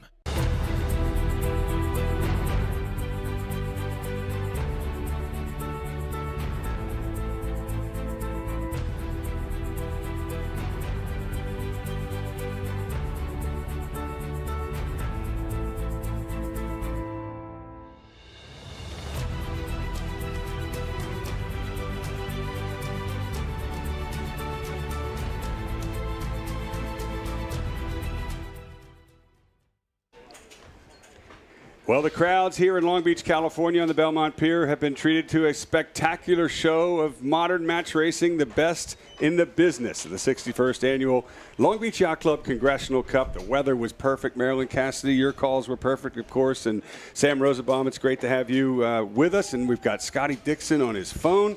Scotty Dixon, one of the best match racers in the world. And Ryan Sanders, thanks for keeping the crowds entertained here. That actually wraps up the racing for this afternoon. It's a first to win 3 in the semifinals. Then we move on to the finals. And the scores right now are Chris Poole on 2 points over Cole Tapper and Yanni Berntsen 2 wins over Eric Monin. Tapper and Monin tomorrow have got it all on. They've got to win all 3 if they want to go on to win a Crimson Blazer or have a shot at it. Right now, it's Poole and Berntsen's Congressional Cup finals to lose. It's going to be exciting no matter what happens, and we certainly hope you join us either online on YouTube, Facebook, or thecongressionalcup.com, or right here in Long Beach, California on the Belmont Pier. Either way, we'll be here as well. Thanks for watching today. So long, and we'll see you tomorrow. Among sailors, the Congressional Cup Regatta, staged in California, is regarded as one of the major events in the sport. And winning here is a never-to-be-forgotten achievement in anyone's sailing career. And it's one of the biggest things you can do if you're a sailor and love the match racing, and to be on the top among these great names and being on the cup was over the moon. This world-class match racing competition is hosted and staged by the members of the Long Beach Yacht Club and has a magnificent trophy adorned by the names of many of the greatest sailors in the sport, a trophy which has also eluded many others. Such is the challenge of winning here. Recognized as the green jacket equivalent to winning the Masters in golf, each year the winning skipper is honored with an invitation to wear the famed Crimson Blazer forevermore. In 2025, Eric Monin became the first Swiss skipper to win his place in history. The 2025 Congressional Cup! What a match! And what a finish! Wow.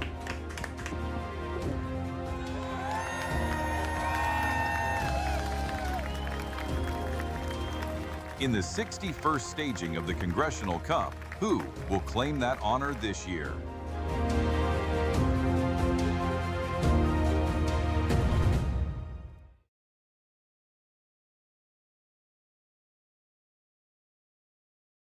Behind every great start line is the Long Beach Sailing Foundation, preserving and maintaining our legendary Catalina 37 fleet. Their work allows the world's best match racers to compete on equal terms right here in Long Beach. If you love seeing these Catalina 37s on the starting line, please consider supporting the Long Beach Sailing Foundation with a tax-deductible donation. Your generosity helps keep our iconic fleet afloat, literally, and ensures these boats continue serving sailors for generations to come.